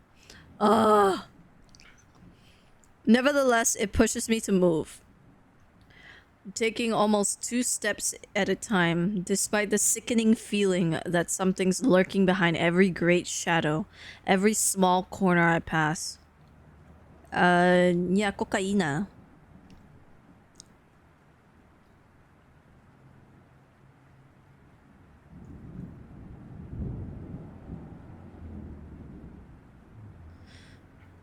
As if the house was several eyes watch, as if the house has several eyes watching my every movement. Spare some? I got a liter bottle of it. Open wide. Glug glug glug glug glug. Nom, nom. Blub, blub, blub, blub, blub, blub, blub. As if something alive dwells behind the walls itself. Okay.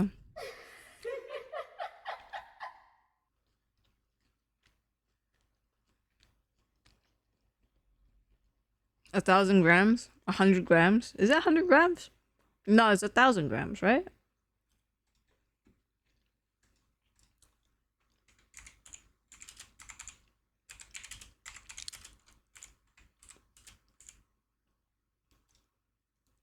Yeah, it's 1,000 grams, because it's 1,000 mils to make a liter, and 1 mil equals 1 gram, so it's 1,000 grams.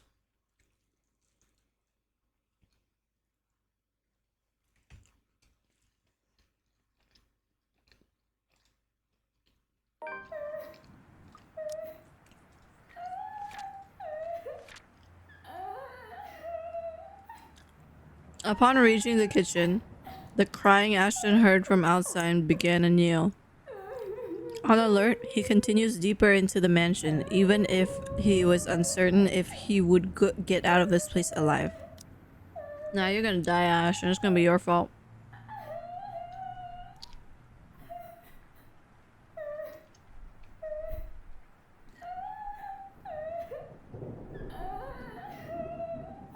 The door in the background is loud. Bruh, I hope to God that when you get a girl and she's crying, you don't say that, because that's I know you're making a joke because it's a horror game, but goddamn, you better not say that to an actual girl, because she will beat you up. She will beat you the fuck up. I try to shake it off, but the uneasy sensation has already made home in the pit of my stomach. Dread, and it only grows deeper the closer I get to her.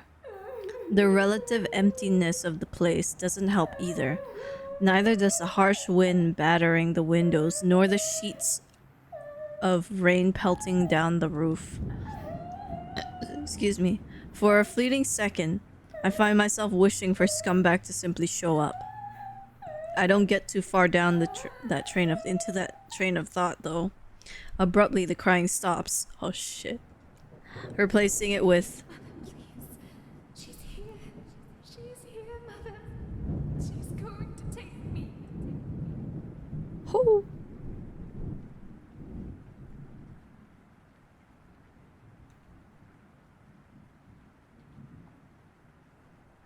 Well, I'm just saying, if you actually said that to a girl,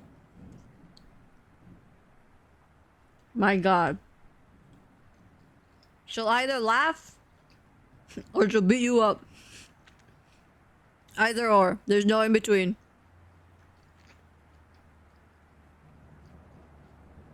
She won't leave, Mother.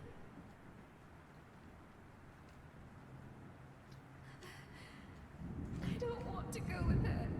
Tell her to go away. Mother! Mother, she's here! Help! Oh. Do you think this is, that's perfectly fine, man. It's okay to have a twisted, like, sense of humor.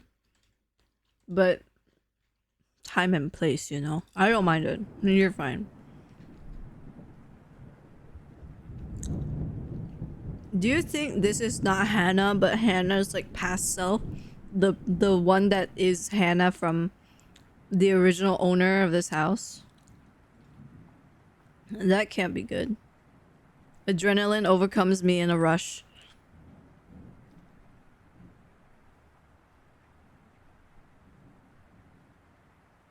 True. In no 2 heartbeats, my feet are already moving. Before any sense can catch up or doubt creeps up to me. My hands ready at the holster as I hastily set off for the far side of the hall. No, you're fine, you're fine. Don't worry, I'm not too fussed about it. I'm just telling you, be careful. Some people might not be too fond of that humor. I don't mind though. I have assholes in my life. And they've said much worse to me.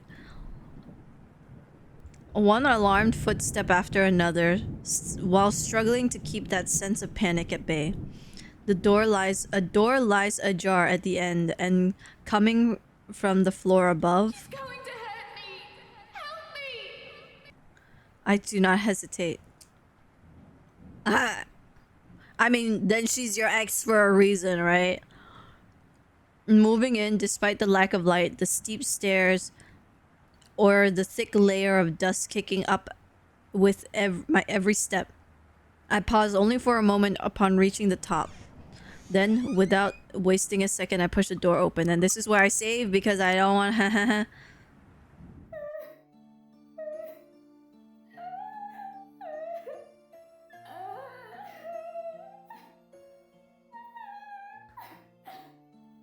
Oh, nice. Okay, well, I was right. This is the lady that is in the portrait in the foyer. The stained glass window. Okay, she sits in the middle of the room, shoulders hunched, shaking. Her hands cover her face as she weeps, oblivious to my presence. This is the room, excuse me, that what's it called? That Isabella found the letter in. If you guys remember from way back in episode 1. Oh, Jesus Christ. Her hands cover her face as she weeps, oblivious to my presence. It's as if she has heard neither my footsteps nor the soft creak of the door. Continuing undisturbed, like I'm standing in a time far removed from her.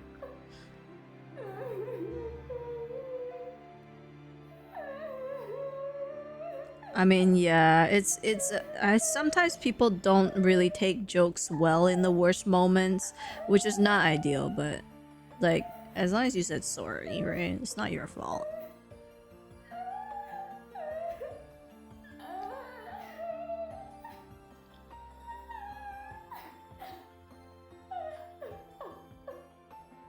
Oh. That's my alarm telling me to eat. I'm already eating, so. Irrelevant! She doesn't even flinch when I call out to her. Are you alright? Why would you do that? Why would you call out to her? Oh my god, Ashton, you're asking for death. Mother, I've done it, Mother. Take me with you, please. I can still hear her. She's here.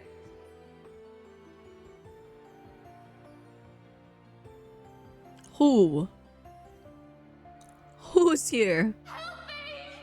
Help me, please! Belatedly, I notice the blood on her hands. If it's the same one drenched in...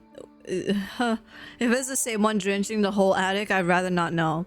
How the whole room ended up like this is the least of my problems at the moment. Even the single human body doesn't have this much blood. So, bodies? The thought sends an unpleasant twinge in my stomach. Does Wright even know about this? Your question is, does Wright even know about this, and not, who the fuck is this bitch? Oh my god. He's bad news, alright, but this? This is beneath him. He'll definitely balk at the first sight of this. Anyone will. Yet the woman lingers here, unmoving by the sight, letting her sobs fill the room, repeating the words over and over again, like a prayer for salvation. To whom? The mess of parchment she's left on the floor? Just what the hell is happening? Hey, lady, are you? Oh my god, why would you call out to this bitch? Why would you call out? The rest of the question just never makes it out. I don't wanna look. I don't wanna look. I don't even see it coming. It should have been more aware and on guard, really. What happened? But there's little I can do when the well-paced blow on the back of my knees makes me stumble. Okay. The sobs led Ashton to the mansion's attic. In the middle of the room, he found a woman crouched on the floor, crying. Cautiously, he approached her, but as he was about to reach out for her, someone grabs him from behind. 3-minute break for the subs. We can chill and talk. For those of you who don't sub, I'm sorry you're trapped in the ad jail for a bit. Unless you're not. But I'm gonna eat while we take his 3 minutes, you know? Yum.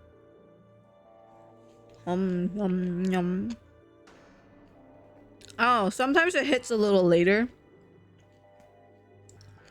So don't count your blessings just yet. Yeah, break time. Time to eat some food, drink some cocaine now. This curry that I got from Throne is really fucking good, by the way.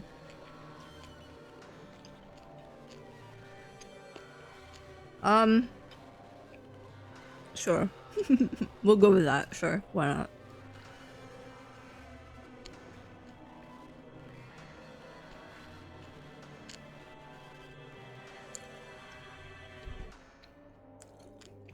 Yeah, you are the chosen two. Also, lamb is so good in curry. I don't know why people don't eat lamb curry more. It is so delicious. Time to buy more curry. I still have another bag, box that I can make 2 portions with, and I still have another thing from the first box to make 3 more portions. Oh my god, it's so good. Be jealous. I don't give a fuck. Oh, so yummy. I was supposed to eat lunch. I forgot. So this is my lunch and dinner. Because I forgot to make my bagel and my egg.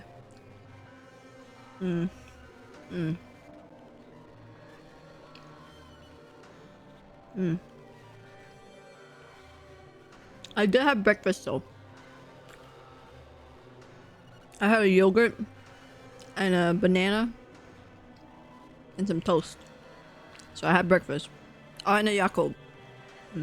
Can't forget the Yakult.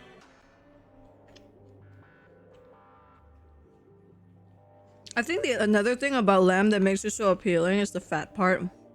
I really like the fat part of meat. No. The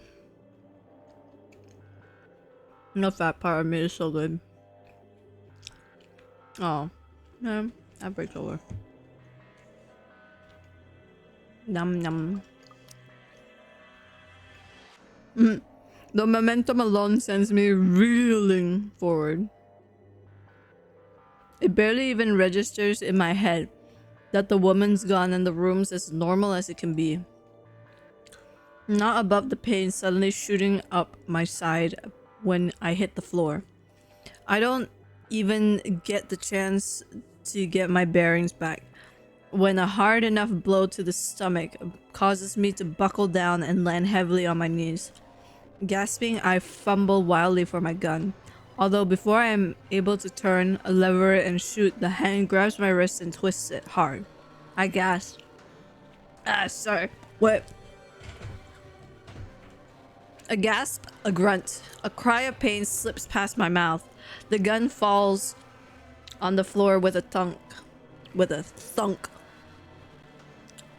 As soon as it lands, a foot kicks it out of my reach and slides it uselessly under the bed.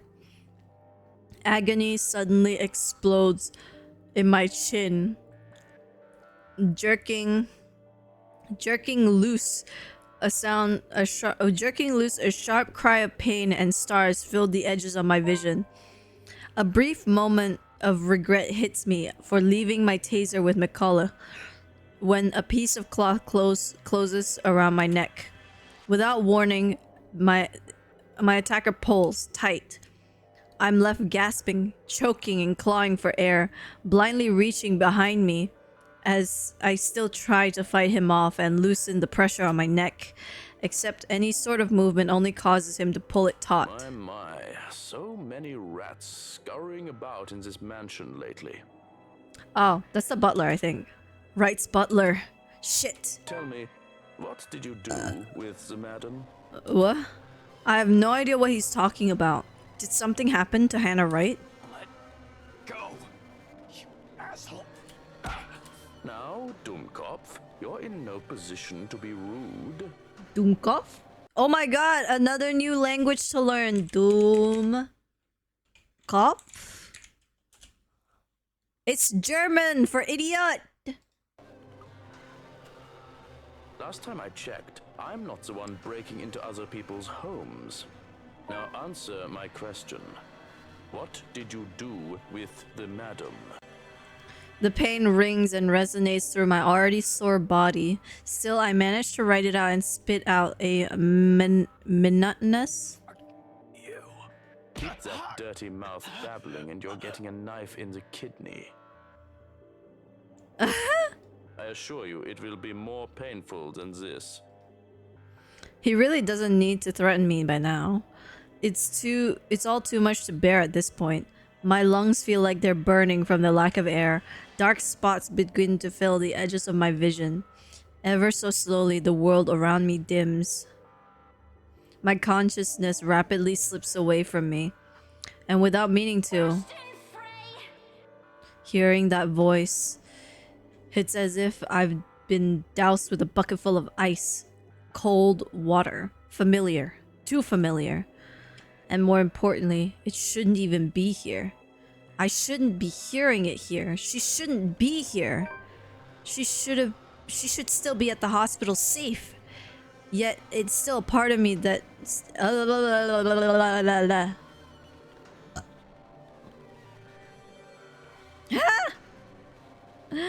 that's funny.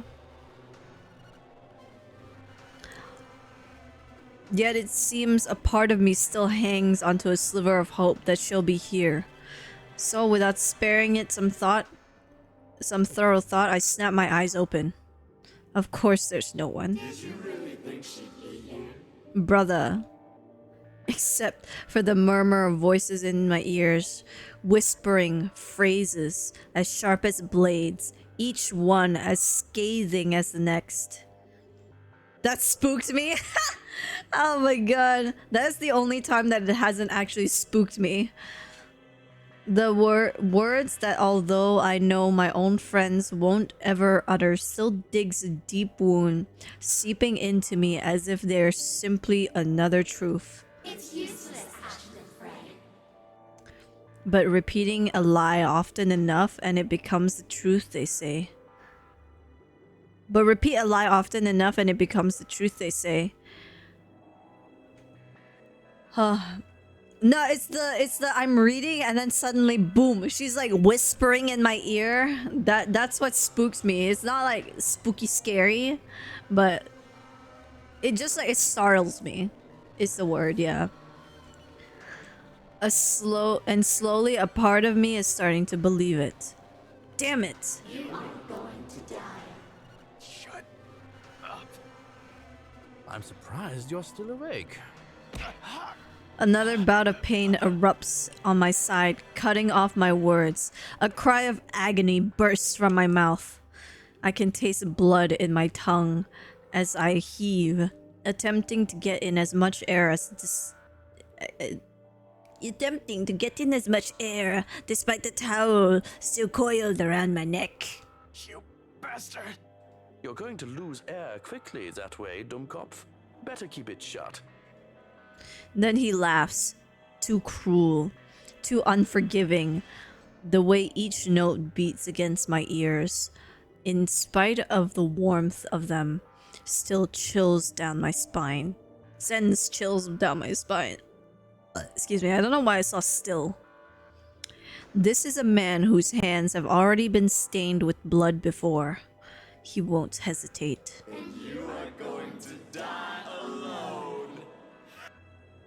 Oh, sorry. I didn't mean to cut off your laughs. Damn. Panic surges within me. Out of some instinct and desire to survive, I duck hard, pulling him forward with me and quickly reaching over my shoulders to grab his arm. Aww!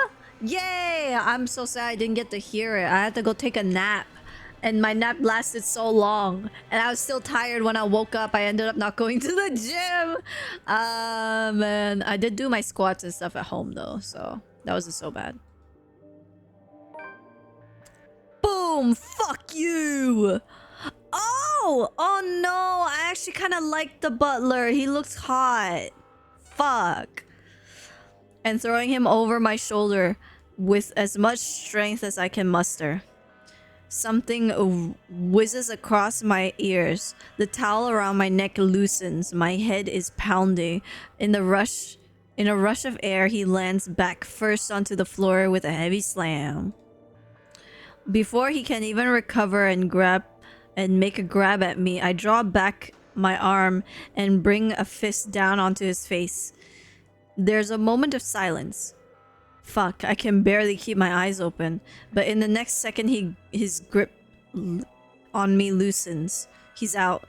And I'm...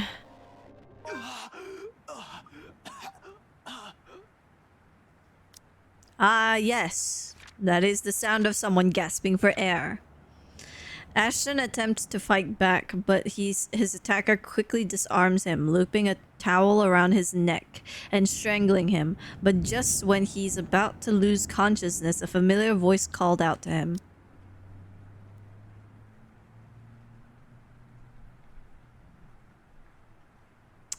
In all fairness though, Beef, would you rather, this is if you were in a relationship right now, would you rather your girlfriend simp over a real guy that is tangible and she could potentially run into on the street? Or would you rather she thirsts over a 2D man that doesn't exist?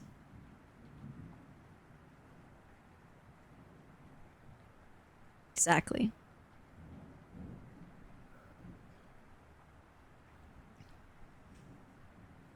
I collapse on the floor, dazed and gasping for air. From my peripheral, through the haze of blood rushing and sound slowly filtering back, the butler lays still. Knocked unconscious by a man half his size and half breathing. He'll be out for a while. I guess it makes sense that the butler isn't affected by any of this because he didn't see the letter. I have no idea whether I should laugh or cry at that. But it's done, and slowly every tense muscle in my body eases. A long, gradual process of the tension lifting. For countless seconds I remain quiet, with only my short gasps and sighs that fill the silence, allowing the adrenaline ebb away and my breathing to slow. Not a true response by any means, but simply a brief respite. There's still the curse. I'm still inside the mansion, in imminent danger. I still have no idea how to fix this. Outside, the rain seems to only intensify. Lightning flashes fleetingly somewhere, white and piercing as the sky rumbles. No rest for the wicked. That's for damn sure. I stir minutes later, once recovered, having regained some semblance of sense and strength. Hold on. Okay. Breathing still hurts, but it's bearable as it's moving. Although every small motion causes a wince. There will be bruising tomorrow, I can imagine. Oh, there will be bruising tomorrow. I can manage. If I didn't have to wait for VP, I'd make you sing it. I mean, it's not like this thing has voice activation, so it doesn't matter. Voice activation, voice detection. Retrieving my gun from under the bed is easy, but only with some effort. I'm able to drag an unconscious man from the far end of the room, snapping one end of the handcuff on his wrist while fastening the other end on the bed frame. That should keep him restrained for a few hours. While I'm free to get the fuck out of here and do what I came here for. But, oh, that isn't to say I'm all better.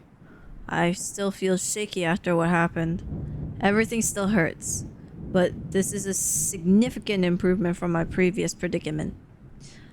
Without another look back, I closed the room behind me, ignoring the whispers and desperate cries still ringing in my ears. I did play Get the Fuck Out at some point. I just don't have friends to play it with. I could play it with a certain person. Why? I could play it with someone, but he refuses to play it with me, so I don't know.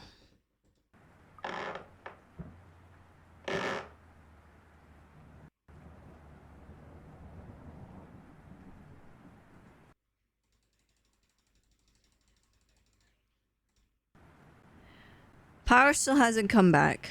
When I make my way downstairs, tricky considering the stairs to the attic is a bit old. One misstep might end up slipping and falling. Huh. Yeah, it was. You're lucky if that's all that'll happen to you. The stairs this steep, a broken neck is a likely outcome. Like, with nothing to guide me through the darkness, I feel my way down, carefully listening for each creak and noise, checking each step I land on before placing a foot on it. Right on cue, the same board I was stepping on creaks and suddenly breaks, a piece falling somewhere with a dull thunk. Oh shit. Scumbag wouldn't be too happy about that. Not like he knew about this room or anything. He didn't know this room existed.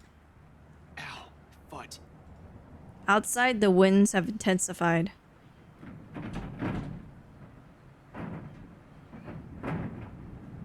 Just doing that shit again. Look at that. What is Bongo Cat doing? Do you see that?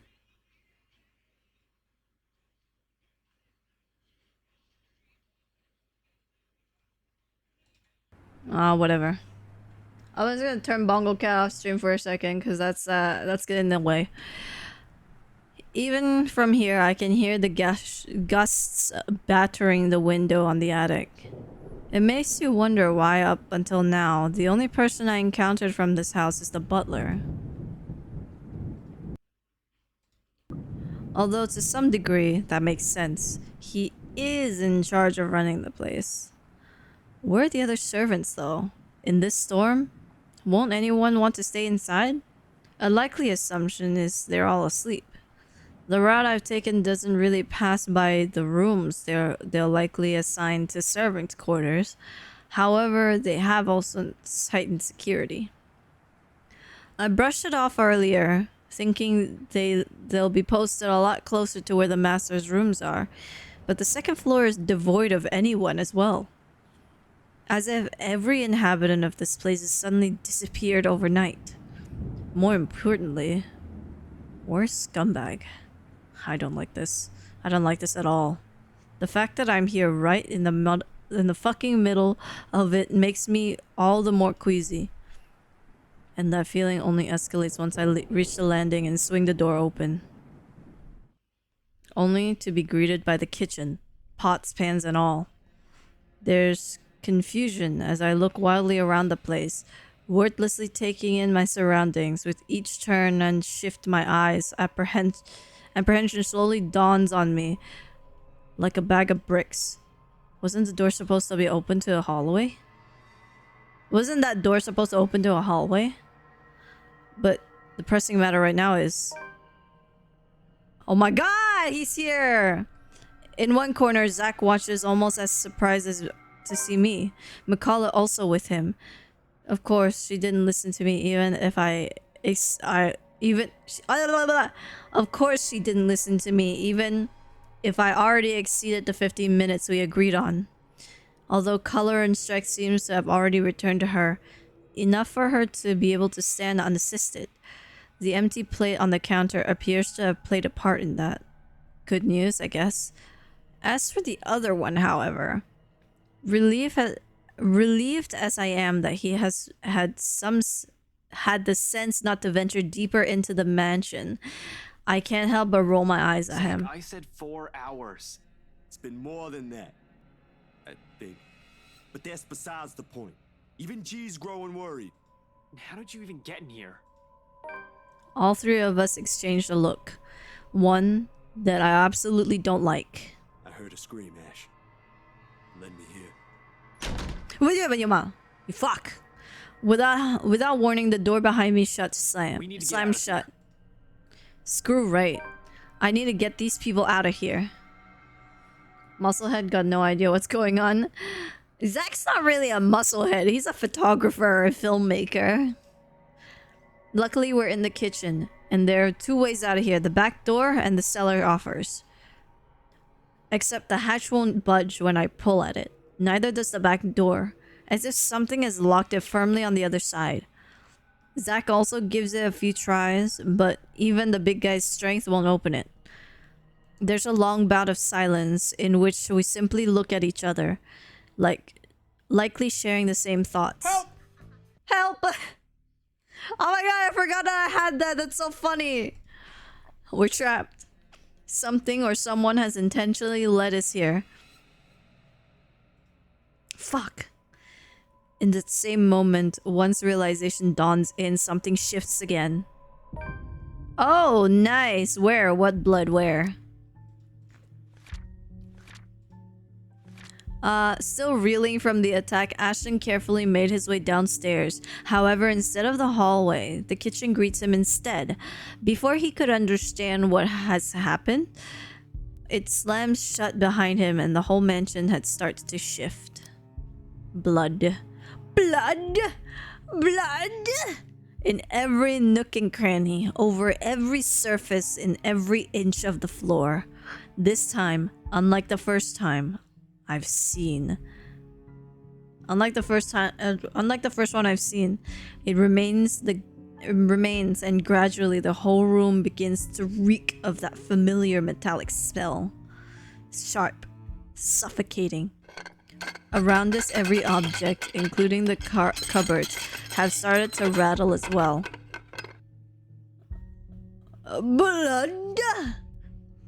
The sound from outside foreboding, rumble of thunder, and even the howling winds have begun to fade away, replaced by whispers, shouts, and cries of pain.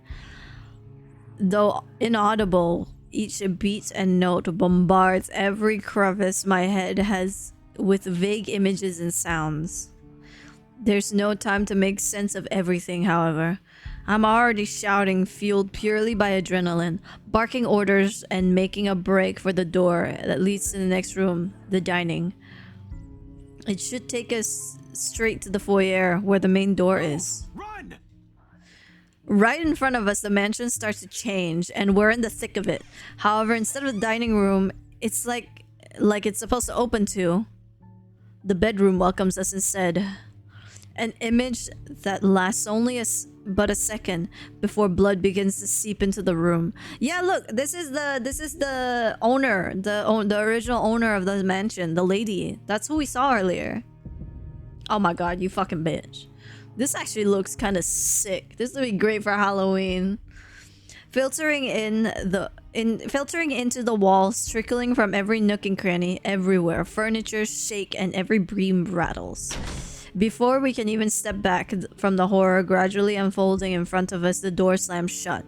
A loud thud bringing the sense of dread and chill creeping up in each of us. Along with it is another realization. The whole place is reordering itself. And with the door closed tight behind us, showing no signs of budging even through sheer force, there's no chance but to go forward and hoping all gods that it'll lead us to an exit. Until then, running is the only thing we can do, spurred by nothing but fear and a sense of desperation to live. It's useless, Ashton Frey. Yo, how many times do you want to say this? This is like on repeat. You're a broken record, lady. But with each room we pass, it only becomes apparent that the house has no intention of letting us leave. We're fighting him? Yeah, let's go. Let's go. Put him up, bitch. It lured all of us here, and we've fallen for it. Now it's playing a little game with us? A sordid form of amusement? For whom? Their laughters are the only thing we can hear. With every hall we cross, the door only slides open. The door we slide open. The hope of finding an exit only merely dwindles. The gun on my hip is useless now. I am useless here. Some fucking genius I am. Some fucking person to trust I am. All of those, they mean nothing to the face of the unknown. You finally figured it out. Huh, Ashton Frey. Huh? Just give it up. No. He will eventually die because of you. Oh, you're so fucked up for that. And you are going to die alone. Why are you still using Zach's voice? He's like right here. They just... yeah, for real. Shut your fucking mouth. Thank you for the headfats. Hi, Nobu. Welcome in. You know it's true, though. All of it. It's why all you can do is tell us to shut up. You don't want to hear a single word because you're already aware of it.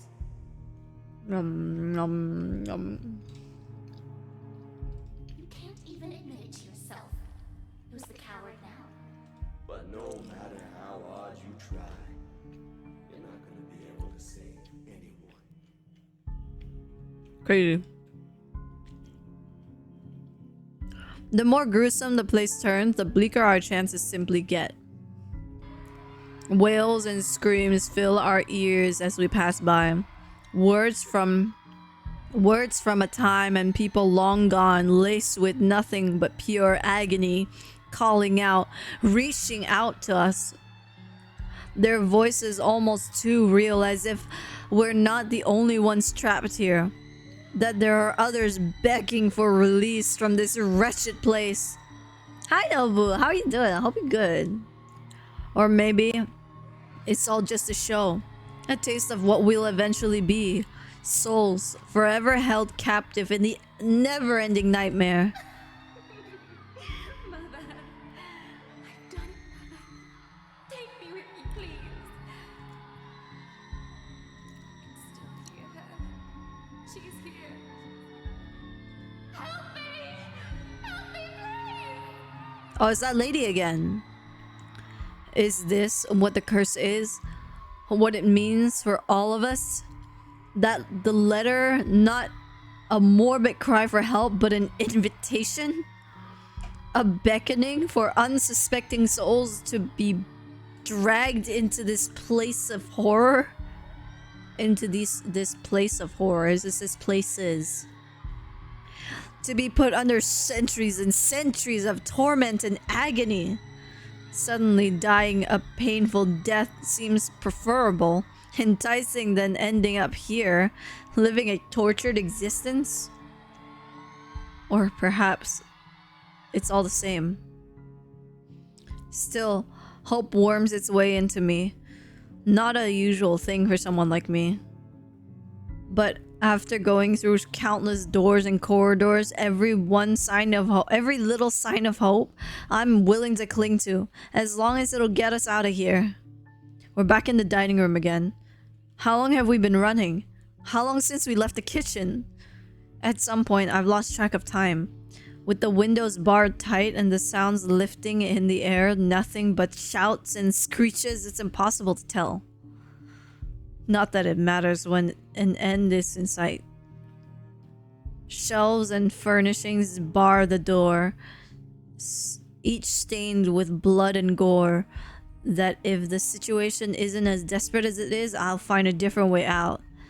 But there's still a gap left on the topmost part a person can go through as long as you use the shelves to climb. It's an exit, all right. From here, I can spy the familiar walls of the foyer. Relief washes over me.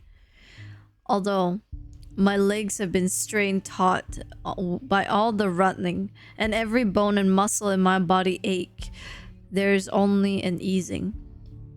A sense of tension relieving. God. A sense of tension relieving. Oh my God, this word. Relieving while energy backflows through me again at the sight of an end. No sooner I'm leading us out. Zach helps McCullough first, assisting her up and through the gap. The moment the interior designer's in, I nod for him to go through. I'll watch your back. Surprisingly, he follows without any protest. Not that there is any need to. Excuse me. Sometime after entering this room, the whole place is calmed down. No wails, no whispers, just a silence too deafening. But I'm not letting my guard down until everyone's on the other side of this nightmare. Safe. For all I know, this may be the calm before another storm. Without further incident, however, Zach makes it to the other side and I'm following after him. However odd this hush is, I turn my back from it and climb up. It's a tight fit, but I manage to squeeze myself in. The unease remains though. Maybe it's the adrenaline still coursing through me, or how easy everything has been after living through that nightmare, fleeting as it is. But for some reason, something's still nagging at me. Call it a detective's instinct or my training or whatnot. I have a feeling something's going to happen and catch us unprepared. Unconsciously, before dropping down on the better side of the stream, my hand shifts to the gun at my hip. Instinct has never failed me before. My feet hadn't even landed firmly on the floor when... Had I known there would be a party in my own home tonight, I would have opened a bloody bottle or two. Oh, it's Luke! It's the asshole! People these days, in my own home. Can you believe it? I feel so left out. Oh my God, you're so dramatic. A chill seeps into every vein in my body. All of a sudden, every ache, every pain returns to me tenfold, and my knee threatens to buckle at the sound of his voice. Though it appears friendly, I know it is anything but. One does not spend investigating a man like him for over a year and holding a grudge against him for more without knowing everything about him. His quirks, his habits, I'm familiar with all of them. God damn, Ashton, I think you should just marry this guy. You're a little bit of a stalker, aren't you? No, I'm joking. And right now, Luke fucking Wright is beyond pissed. Shifting my gaze upwards is nearly too painful, knowing the danger. Not to me, but to those who have been lured in here by the curse. Oh my God, he has a gun! He has a gun! Ah! The handgun catches my eyes first. Next to the smarmy smile. I fucking hate it.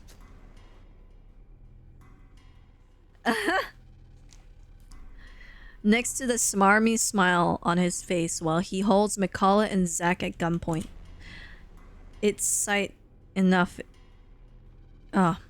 Its sight enough to lodge a painful thorn in my throat. I've been too complacent, too focused on other things, that I've completely set aside the fact that scumbag will not be too pleased to see us here without knowing our reason. But even with those good intentions, curses and ghostly apparitions aside, we still trespassed in his home. The question is, if he's even aware that if he's even aware that the whole of his household has somehow disappeared and he might be the only one here. Likely not. Fuck. And you. Again. How many times do you have to come back to this place? Sir, this isn't what you're thinking. Something ain't right here. Well, obviously, people are trespassing in my home. Hey Melody. What are you? Alice knew you were short. What are you talking about? What do you mean I'm short? Look at me. I'm gigantic next to these people. Look, look, look. Look, I'm gigantic next to these people. I'm way taller than Luke. Holy shit, look at me. I'm taller than Luke. I have to bend down to be at his height. Look, I'm a tall bitch. I'm a tall bitch. Never doubt me. What's your excuse? Checking back if your clients are doing okay? Is that it? Is this what this is? Oh, we're doing good, by the way. Please, sir. Oh, please what? Oh my god, he's such a jealous husband, and not in a good way. I mean, to be honest, no. Okay, it's not in a good way because Zach has nothing, that has like no feelings towards Hannah. But if my partner would threaten a man to fuck the right off because he was stalking me, man, that would be hot as fuck. We ain't here to harm you or anything. We're just here to help. Husband, no, this Luke is not husband material. He's jealous. He's also unattentive. He doesn't pay attention to his wife. And he doesn't really care about her now. Like when they first started dating, yeah, he cared, but then he stopped caring after a while. Thanks for the hydrate.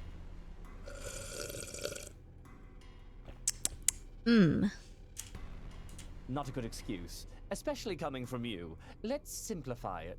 You people are the ones who need to get out of my sight. Then let them out the front door, brother! Don't worry, I always consider pressing lighter charges if it's a woman I have to deal with in court. Can't say the same for the rest of you. But really now, I swear the people of this city need to be taught the meaning of privacy. He doesn't say privacy, he says privacy. I need to remember that for when we played Luke. This is how you want to start the week. Why don't we just go with a bloody massacre if we want to surprise people in their homes, huh? Casually, he waves the handgun at them as if it's merely a toy and his words have no threat. The safety's off on his. Nothing's stopping him from pushing through with his words. Call me paranoid at the slight gesture. I draw my own and level it at him. Finger on the trigger, ready to release the safety catch in case things go south. Why isn't your safety already off, brother? Oh my god. Doink, doink, doink, doink. After a long, desperate run in search of a way out, the house calmed down for some reason. An exit was finally in sight. Waiting on the other side, however, is gun. He is quick to train his own on me, though, and oh god. He is quick to train his own on me, though, and just like that, we're at a standstill. Now, Feathers. Manners. You're in no position to be pointing that gun at people. Why don't you put yours down first, and then we'll talk about manners. Oh, he talks back. The gall. Oh my god, actually, I love that. Oh, he talks back. I love that. You know, your kind pisses me off so much. Your kind? Brother, what are you talking about? Shooting him right now will be so worth it. With the way he stares at me like I'm a damn pest. But this isn't what I've come here for. Was that racist? I don't know. That's the thing. Because I'm pretty sure Luke is white. But I don't know if Ashton's also white. I wonder if he just means blue coats. Not blue coats, but the blues, you know, because he's a cop. I'm not a murderer. As much as I loathe him, I'm not the kind who would kill people in cold blood for my own gain or amusement. The law will bring him what he deserves one of these days. At the moment, however, we're both in the same boat with this curse, and he needs to understand that. The longer we stand here, the more time we're wasting and losing. Something we don't have much of. But how can I convince him? This scum is so full of himself, prefers to hear the sound of his own voice more than those of people around him, no matter how much sense they make. Probably the only way I can make him listen is if I beg. No way in hell that's happening. Maybe I should eliminate the immediate danger first and disarm him? Ooh, chat, what should we do? What should we do? Do we disarm him or do we beg him to listen? I feel like he'll shoot me if I beg him to listen. Let me think on this with a bite of food.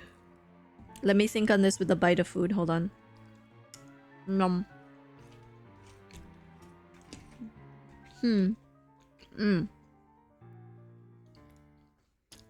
Ah, yes, the protein in my brain.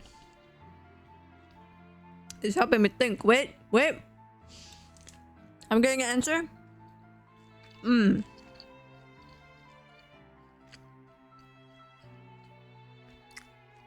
Okay, I think I got the answer.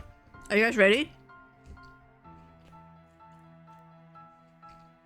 Shooting is not an Sorry option. about this. I really don't have time for you.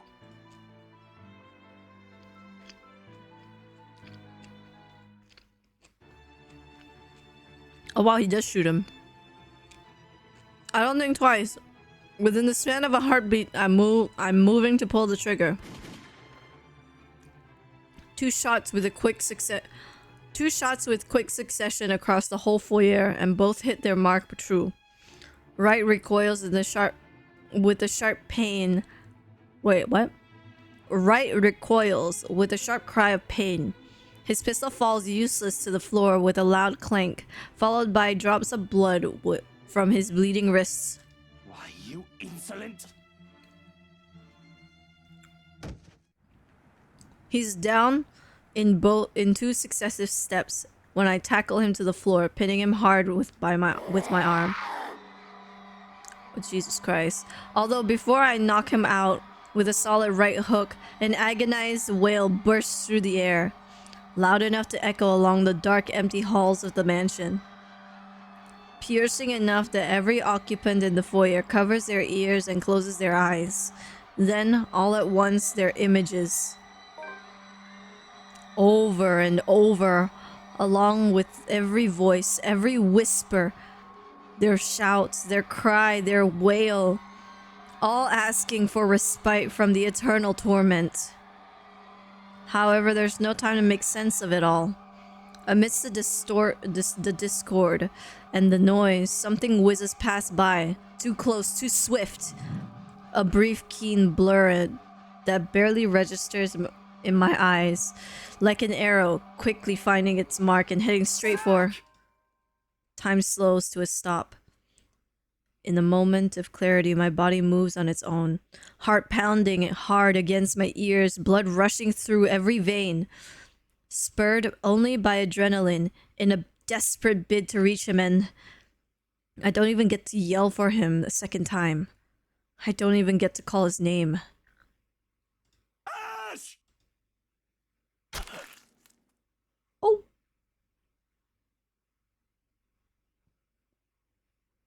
Inaccurate pain bursts through my chest in the next instant. All of a sudden, everything around me feels too sharp. Every edge, every point. Even the act of drawing a deep breath alone stings and burns my lungs, while an instant ache slowly spreads throughout my whole body.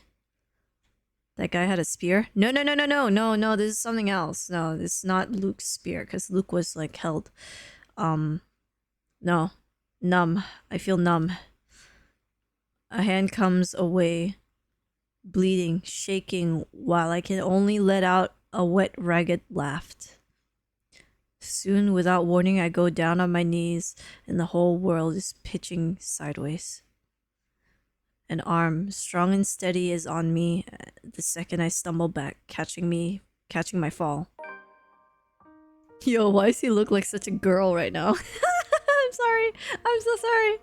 No, Luke did not have a spear. This came from the ghost.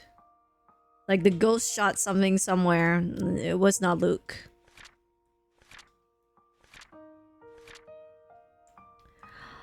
Not wanting to risk anything, Ashton quickly disarmed Luke in 2 shots, but before he could move to tackle him, a wail echoed throughout the mansion. In a haze of memories, he noticed something flying by, rapidly heading towards Zachary. His body moved on its own.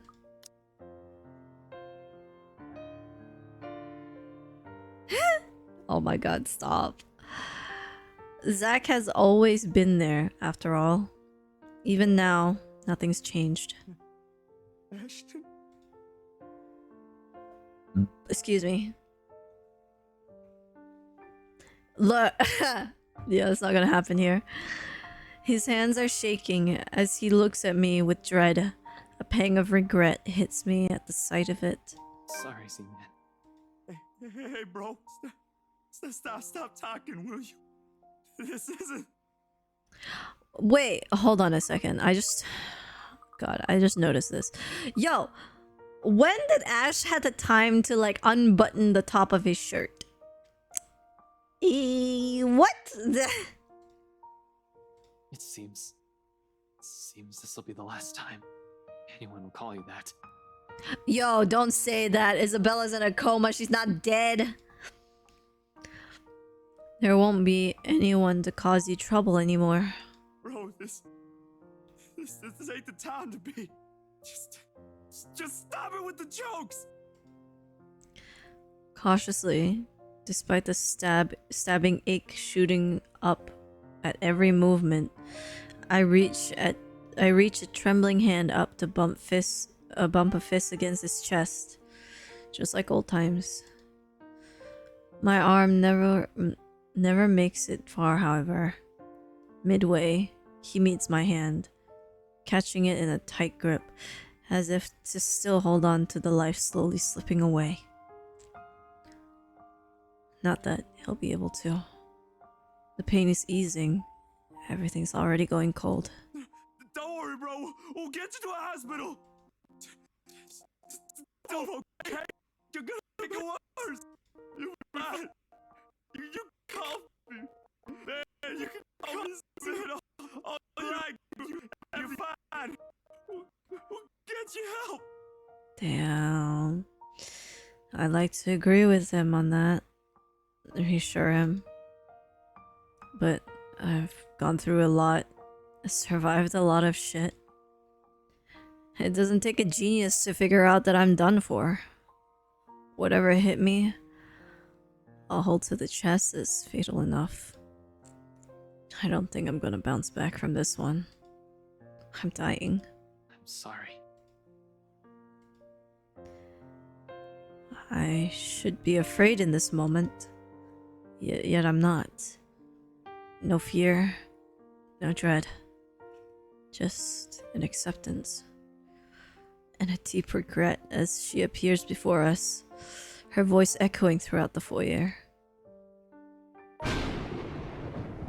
Oh my fucking god. At the top of the staircase, Hannah Wright stands there, pale as death and expression eerily calm. I can't help but think there was something wrong. My gaze darts around, wary of her, but soon enough I realize what's wrong when she speaks. She's wrong. I told you, didn't I? Everything you're doing is useless, Ashton Frey. And now, you're dying. Meddlesome fool. Oh, okay. She threw it. She threw the spear or the sword or whatever the fuck that she's. No, it's a poker. It's a poker. If we look at it, it's a fireplace poker. Yeah, it's a fireplace poker. She threw that shit. Hannah? Oh, now you're concerned about your wife, bro. Oh, Luke, darling, my love. What do you think you're doing out here this late? Hi, Evie. Outside, another strike of lightning flashes, and a clap of thunder ripples across the sky.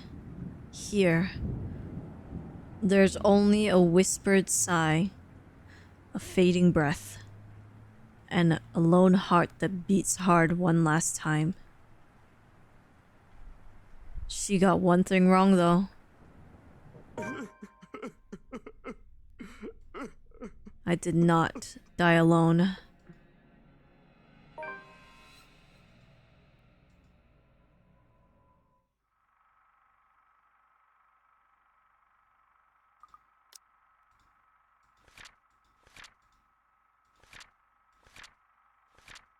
Receiving a fatal wound, the last thing Ashton heard before darkness filled his vision is a mocking laughter echoing in the foyer. And at the top of the grand staircase stood the ominous figure of Hannah Wright. And now we play Luke.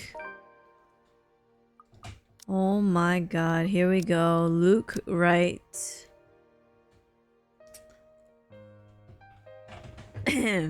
The asshole. Lucille Mitchell Luke Wright. Birthday August 2nd, Leo, 31 years old. Height 5'8", 173 centimeters. Occupation President and CEO. Nationality British. Religion, he's an atheist. Race Anglican. Anglican.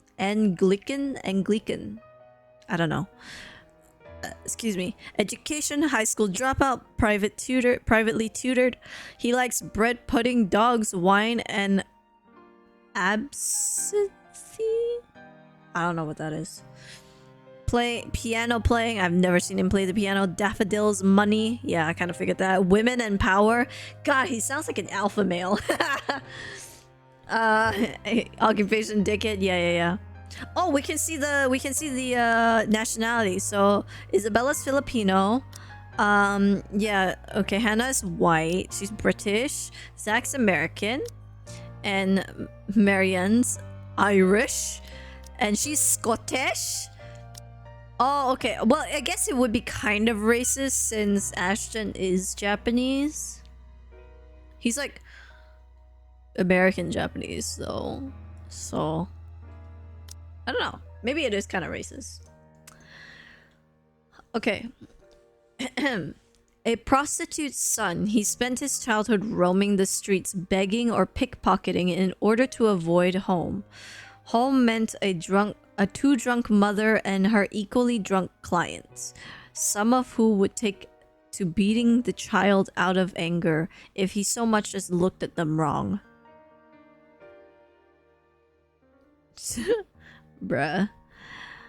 That meant he was always in trouble in one form or another. Nothing was done to correct it until, in a sober moment, his mother found out about the abuse and promised to take better care of her son. Luke was happy for a while, but his mother's bad habits led to an early grave and left him orphaned until his biological father, a businessman with no legitimate heir, sought him out. Oh, of course. He was trained to inherit Wright Enterprises, but along the way got mixed up with illegal activities. I'm not surprised. That put the company in a bad spot after his assistant ran off with a large sum of dirty money. Bankruptcy would have been inevitable if he hadn't married Hannah. Okay, I don't know what day we're starting out with this guy, but I got like 5 minutes, so we'll read a little bit. Another long and exhausting day at work, and I still have much to do. Sometimes I wonder why I still bother. I can surely afford to retire, leave the business and to leave the businesses to trusted colleagues.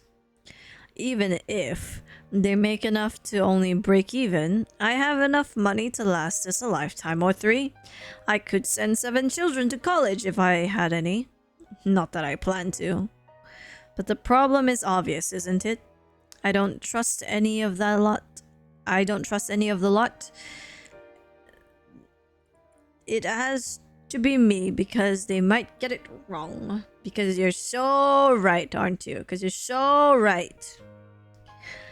I don't want to retire and suddenly wake up one day only to find that everything has gone down the shitter.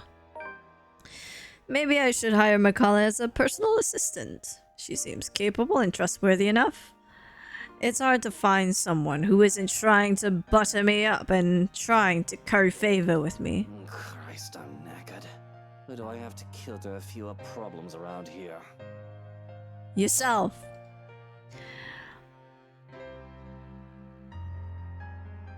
I don't think I can play that game here, Corax.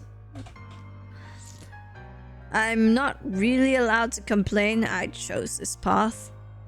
But that doesn't stop me from doing so as I throw my shoes off and let them land wherever they please. Petty, maybe, but there's a certain joy that comes with stepping on the carpeted staircase with nothing but my socks on. I'll accept no distractions. I can call up Shocken for a sandwich, but that's probably it. I've got a suitcase filled with contracts and to check over and sign before I can retire for the night.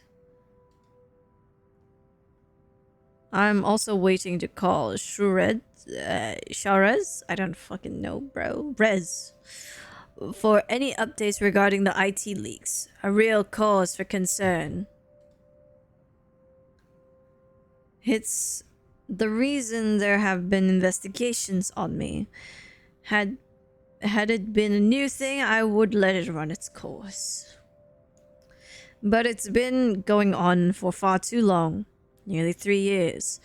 For me to just take a passive role in the affair.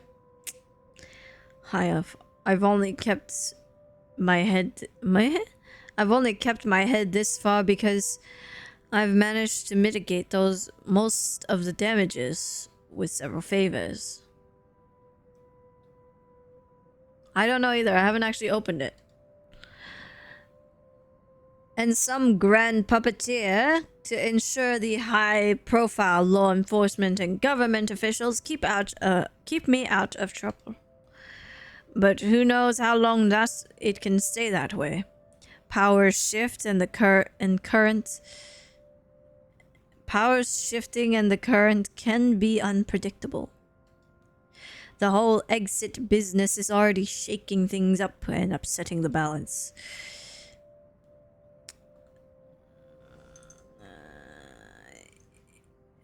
It's only with great care that I stay where I am. Why did I turn into a Texas person? But the smallest of efforts can unravel all that I've done. It certainly won't help if I am being accused of things. Whether I'm guilty of them or not, because some computer chump thinks he can play a game with me. And well, shit. It'll be a miracle if I can sleep tonight. Though, that is hardly a surprise. But before I can even take a step into the study, a voice from the bedroom calls out to me. Luke, darling, you're finally home. Oh my gosh, she sounds so normal. Why don't you be a dear and come in here? And I hesitate for a moment. I do have work to be done, but I suppose greeting my wife as I get home is only proper. I've already been gone for most of the week, unless I needed to be here for work on the house. That's so much more creepy from the husband's POV. Well, we haven't actually seen her be creepy yet. That's like the most normal she's sounded since the last time we saw her. So with a sigh, I head towards the bedroom. Oh, damn! Okay!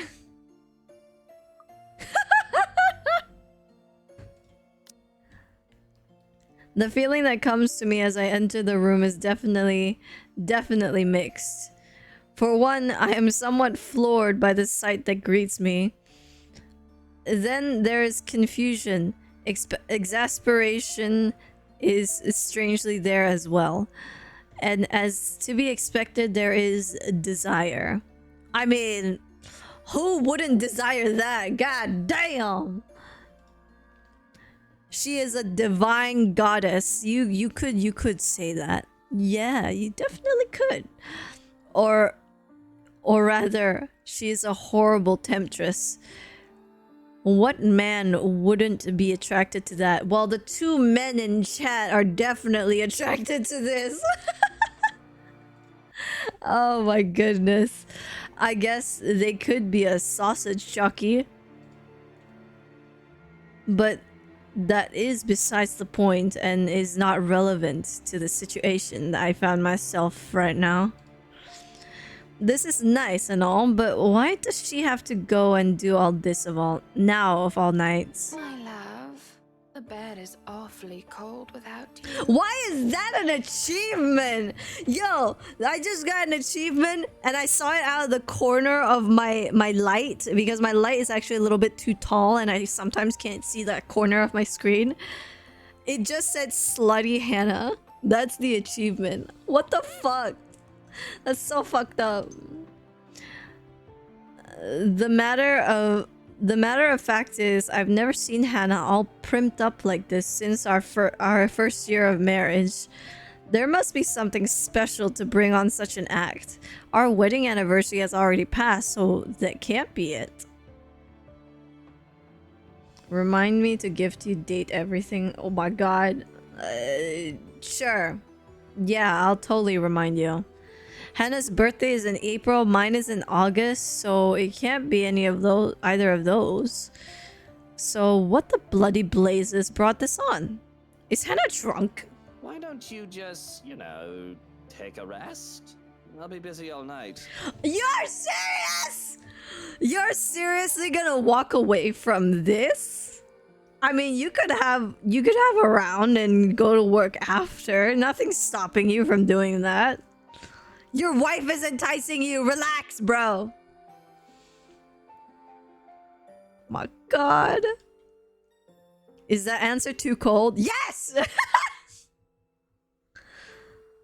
I don't mean it to be. She certainly doesn't look amused. Come on over and stop being a boring old man.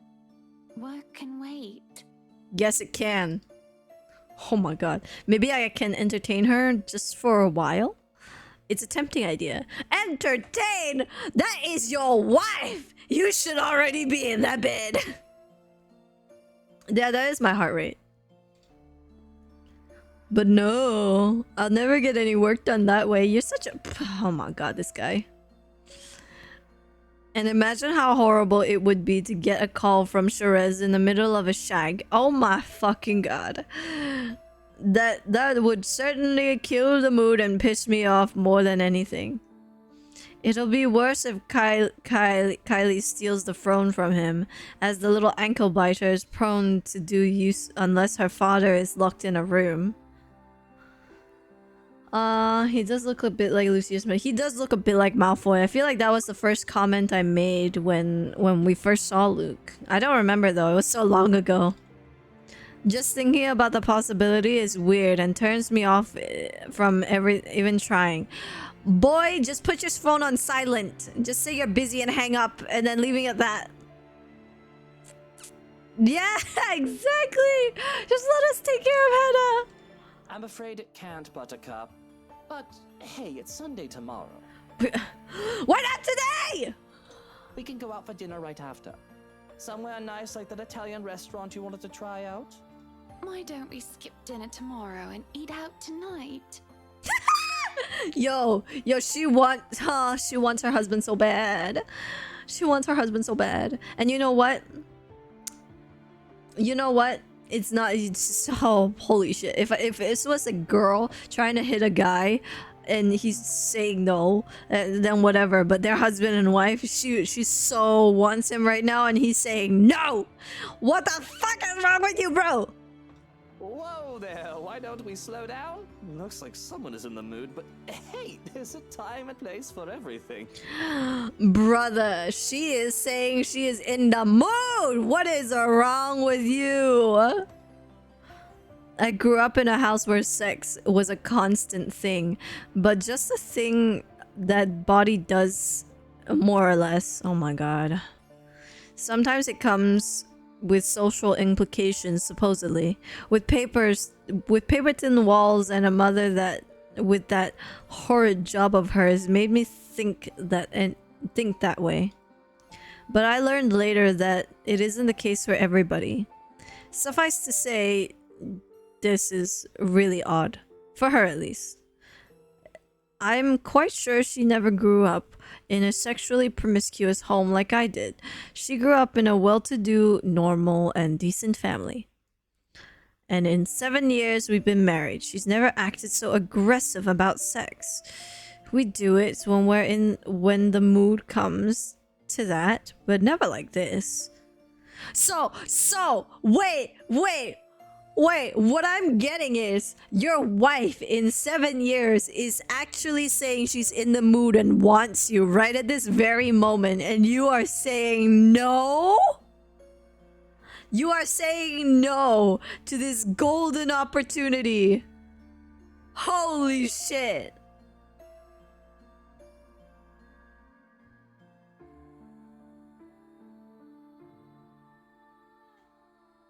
Holy shit, he's saying no to this golden opportunity. Holy crap. 7 years of her not initiating, and she's actually initiating. He's saying no.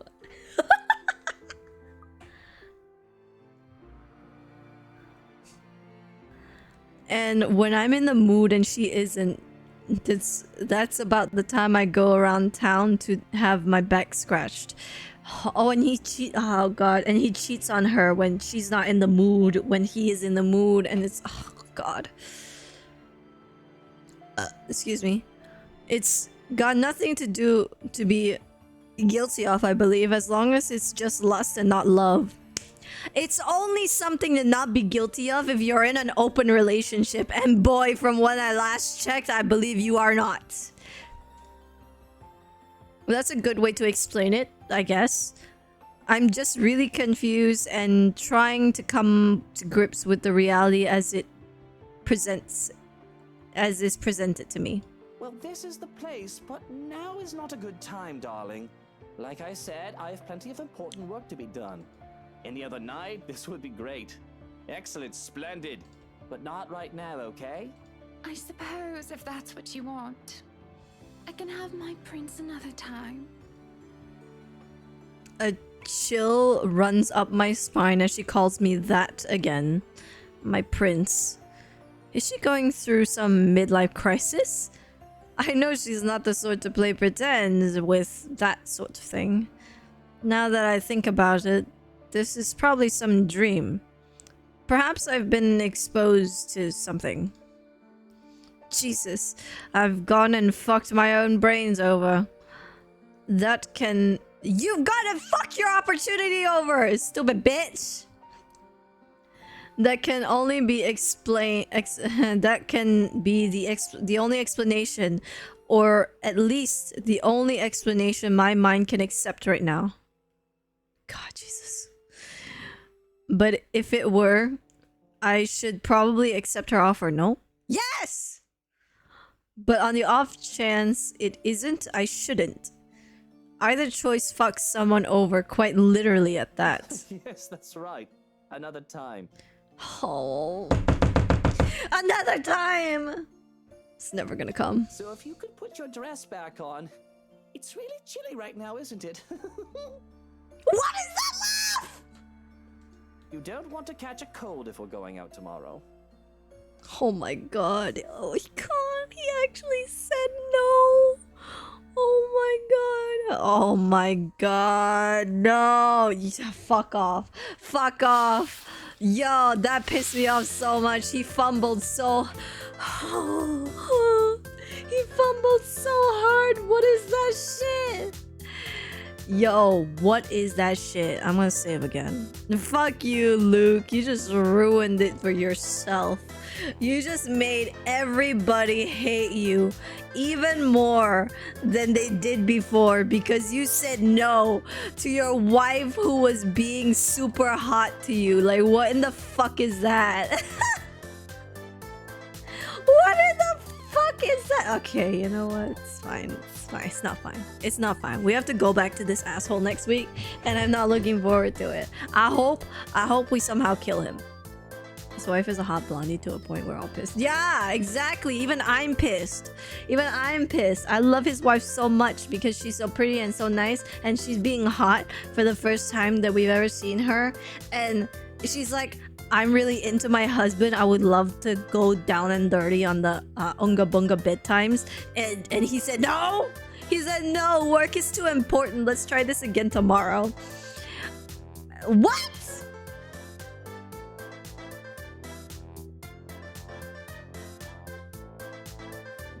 Baffled, I tell you.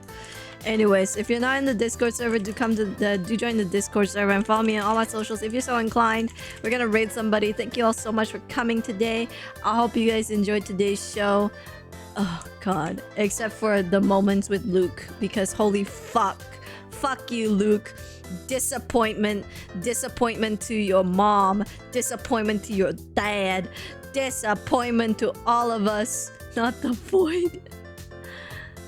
Yes, I was sending you to the void.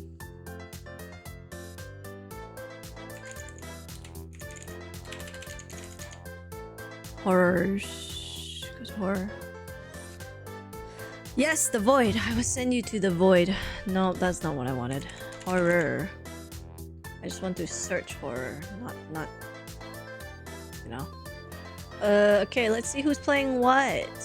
Let's see who's playing what. Do I have anybody playing something fun and cool? Let's see. Do I know? I also need to like rate somebody that's in my excuse me, in my budget, so to speak. But excuse me. It's probably safer to raid someone that I know. But you know what? It's okay. I will raid someone new. Actually, no. Let's see who's doing what in my follows list. Hang on. Who's doing what? Who's awake right now doing something? No one's doing horror. I guess we we move on. Oh god. Jamie Oliver is making fried rice again? Again? Bro, why? Didn't he already get, like, trashed by Uncle Roger?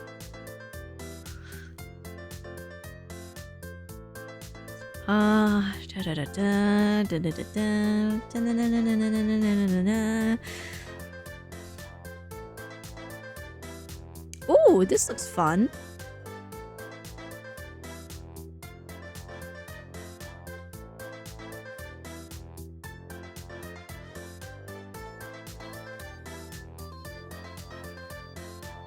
Oh, they're playing Escape the Backrooms together.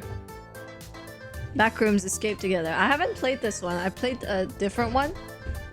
It's a meme on Discord now. Oh, okay. Okay, I'll take a look later. We're gonna raid this person. They're called Mimizuku Dawn. Their model looks cute.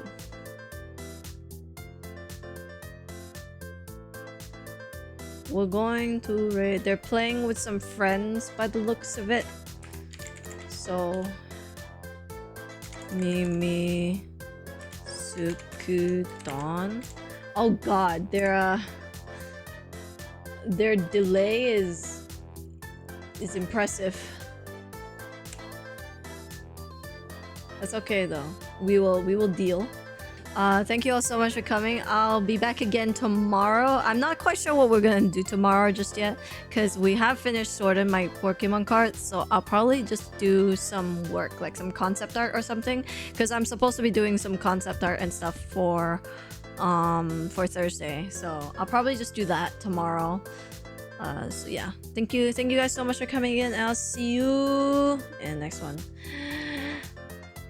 Bye bye bye bye bye bye bye bye bye. See you later. Bye bye.